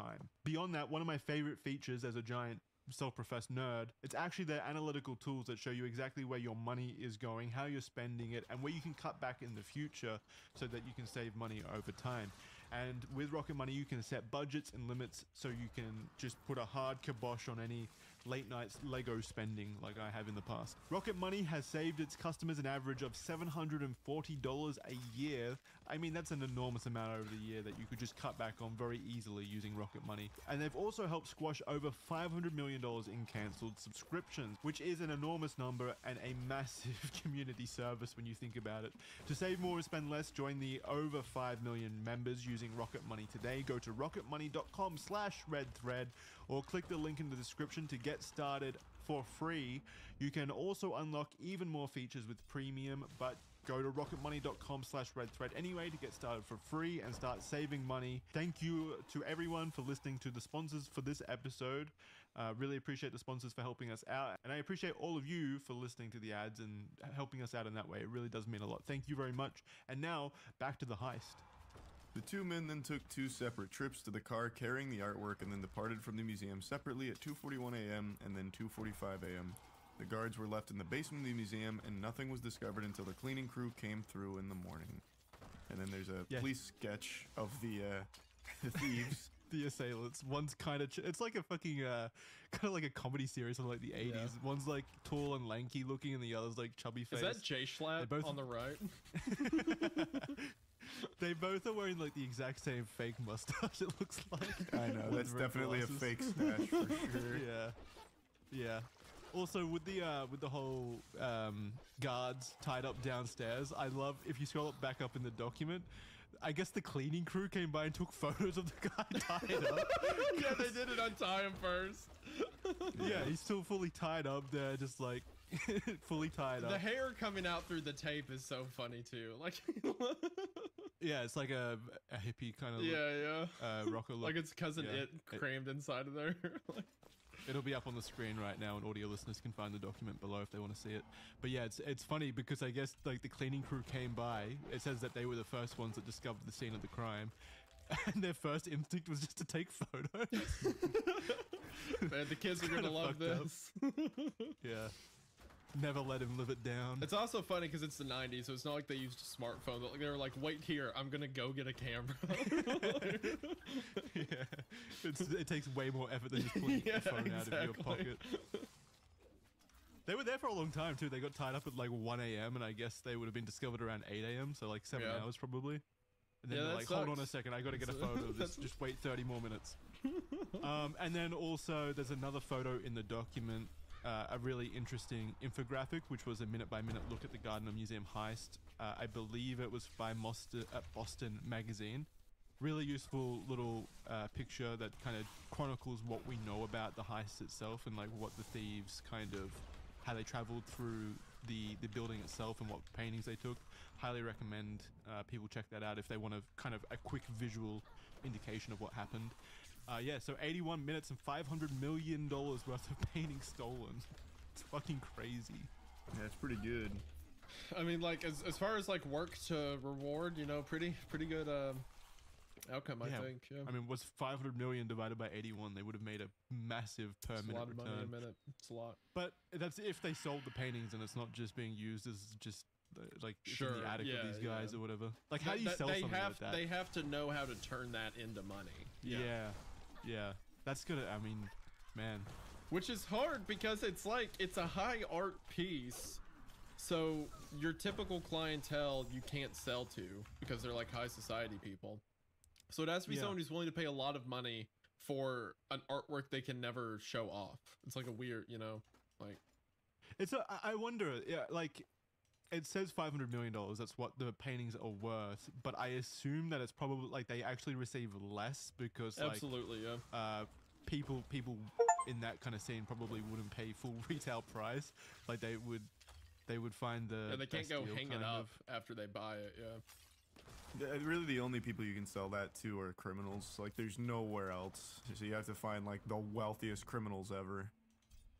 Plus, you can never use it. What's it ever gonna, like, if it's just hanging on a wall and anyone sees it and they're like, holy shit, that's Rembrandt's Galilei. Like, immediately just fuck yourself. So what do? Do these people, these high society criminals or whatever, just buy them and just like store them in their attic? Like, if movies have told me anything, they just put it next to their fireplace. Yeah, I guess they're just above the law, maybe. Well, I mean, the law is not going to be wandering into their house, and the only other people that'll go there, I guess, are criminals. True. They drink champagne and like laugh maniacally every night, looking over at it. It's an authentic Rembrandt. As they pet their white cat, like.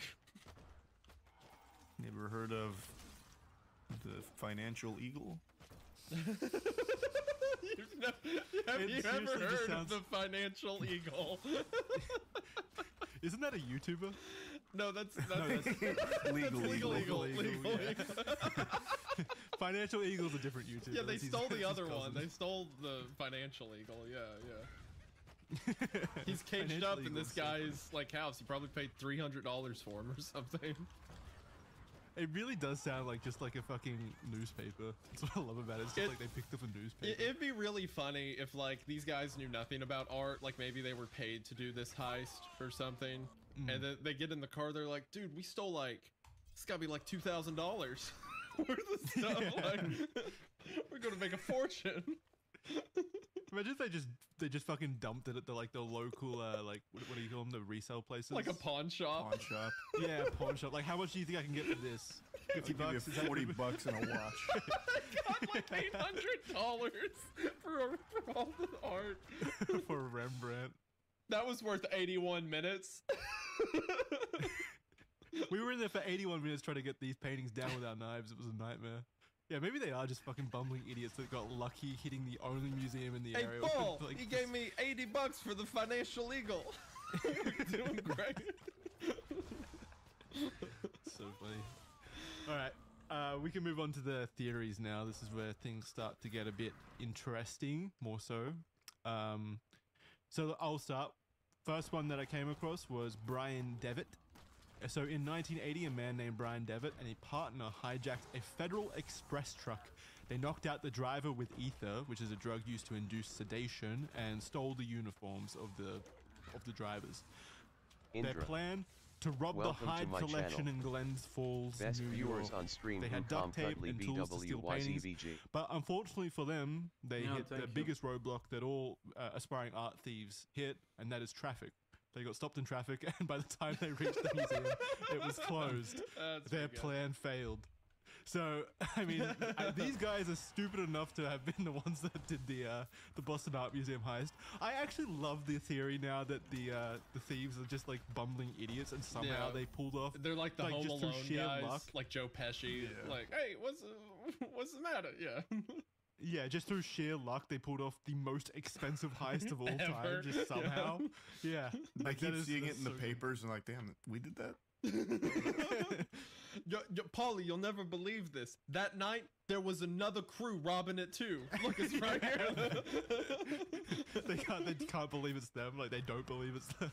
Man, we sold what we got for $800. We should have been looking where they were. What the heck? Yeah, there must have been another room with $500 million worth of paintings. It's crazy. They got this guy here, Rembrandt. He talked about Jesus or something. We didn't even see that. That's so good. Anyway, the truck driver identified them and later confessed, and they spent a few months in jail for attempted robbery. Does it even count as attempted robbery at that point? Like, yeah, it's more just assault. They spent a couple months in jail for assault. Yeah. They didn't even get to the place with robbery. Well, I guess they stole the uniforms of the truck Man, if I was their defense attorney, I'd be like, Your Honor, they weren't even there. They never even got to the building. What do you mean? I mean, maybe that's why they only spent a few months instead of longer. Yeah. Maybe if they successfully tried to They rob were it. too bad to be criminals. Brian was living in Beacon Hills, a suburb in Boston, on the night of the heist. His previous experience and the similarities of the planned but failed robbery and the Gardner one made him a possible suspect. He was interviewed many times in 1992 and was even questioned before a grand jury in 1993. He insisted that he knew nothing and couldn't provide anything to assist the investigation, and he later died in 2004, and nothing has come from the investigation into Brian Devitt.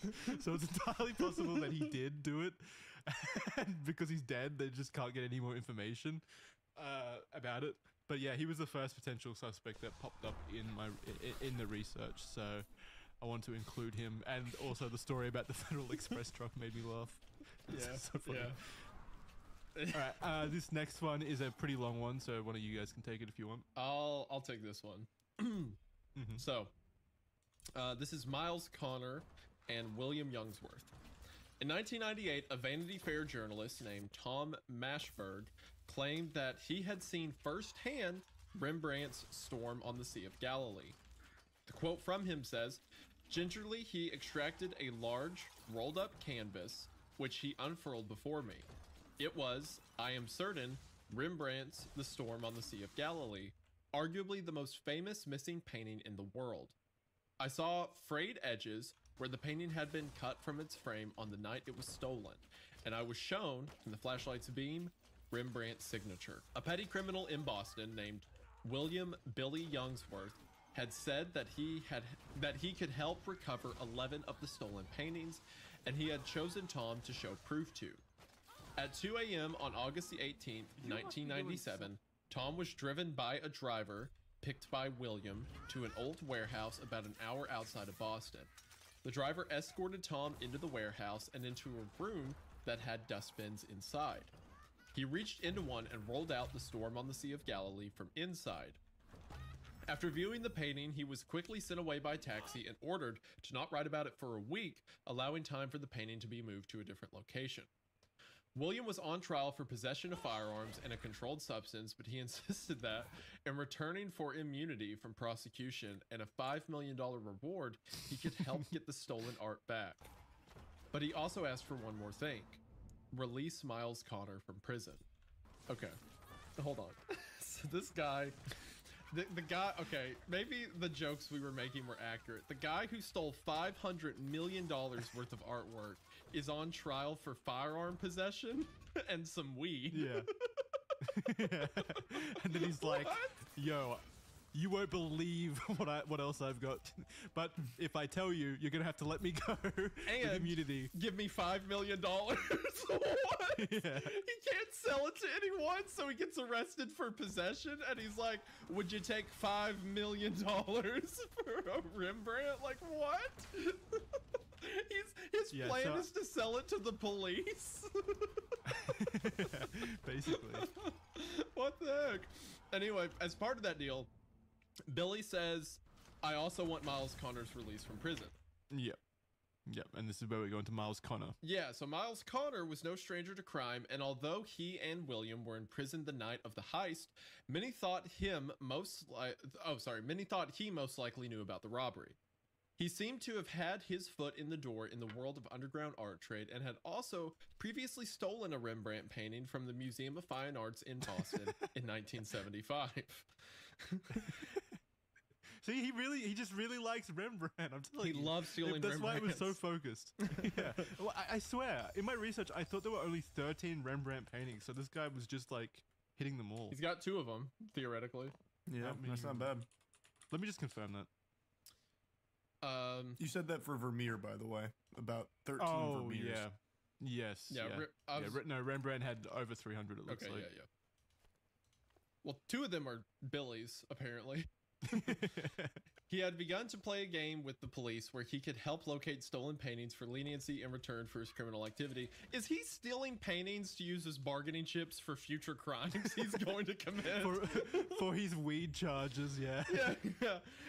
He's like, just in case I get caught with weed one day, I need something. I need the insurance. Paulie, let me tell you, police ever bust you for anything? Give me a call. I got the rape of Europa in a whole storage lot out back. We'll get it taken care of no time. I'm gonna call my police guy. He has a bunch of rare artwork he uses for bargaining chips. Like what? I love the idea of committing an even greater crime to like as insurance for a lesser crime. Yeah. Like you that get is so arrested for funny. jaywalking and turn in $120 million worth of artwork. Some people, a quote by Miles Connor, some people consider me the biggest art thief in the country because I robbed a number of museums. Well, yeah, that's why they consider you. What kind of a quote is that? Some people call me an art thief because I steal some art from time to time, you know? Like... He's just being modest about it. He's like, yeah, some people call me the biggest art thief, but I mean, I just rob a couple museums. Yeah, I'm not actually that big. I'm not the biggest, unless I get arrested for marijuana next week, in which case I might become one really quick. Miles Connor is actually like a character. I was reading through some interviews he did with Boston Magazine again, I believe, and he really does come across as a character. And this isn't a point of like theory. It's a fact that he played a game with police where he would give them paintings in exchange for criminal activity. Like, oh yeah, that's so he I believe he denies that he ever had anything to do. Both of these guys deny that they had anything to do with the Boston Art Museum heist, but they're both until they get arrested. Like, career. And in which case, they were also both in jail when the heist happened. It's a pretty good alibi, right? But if he knew like underground art trades and stuff, then they probably at least know what happened to it, even if they. Well, it's also. Like we said earlier, kind of, he showed the journalist the rolled up canvas. Yeah, supposedly he had it in his possession. Yeah, if the journalist is to be believed. Yeah, it's possible that he may not have been part of the heist, but he could be involved in the sense that he had the paintings at some point. Yeah. Also, the 2 options with this guy is he's either really stupid because he does, like you said, much more high-level crimes to excuse smaller ones, or he's like the Joker and he just he just wants to do it for the game of it. He just enjoys. Oh, I definitely think he really just enjoys it. Yeah. Like from the interviews I read, it seems like he's loved his life. You want to know how I got this Rembrandt? Miles had told Tom that criminals in the area, quote, couldn't help but notice the museum's lack of security. And once it was that bad, huh? Yeah, apparently. Well, I mean, it was 2 guys who could be tricked by, hey, let us in. The museum's lack of security. And once someone simply unlocked an unarmed window to the first floor and would return often and see the lock was unnoticed and unlatched for a long period of time. That's a pretty cool... I was going to say, that's a pretty cool way of, like, casing the joint. Yeah, just unlock a window, see how long it takes for them to check it, yeah. Yeah, just keep coming back and check. That's a really cool way of casing a joint. Miles and William had a long history together, with William seemingly gravitating towards Miles as a father figure. They would often partner in countless robberies. Both spent many years in and out of prison. When Miles was in prison in 1990, he had begun to reach out to former trusted acquaintances to take care of his art and collection of swords.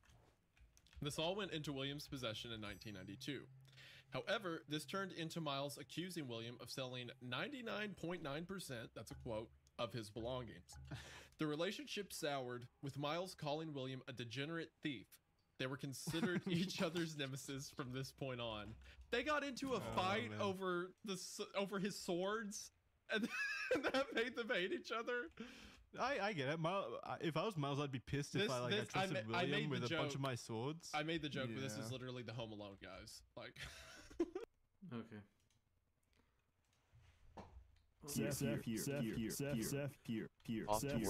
Here. Take care.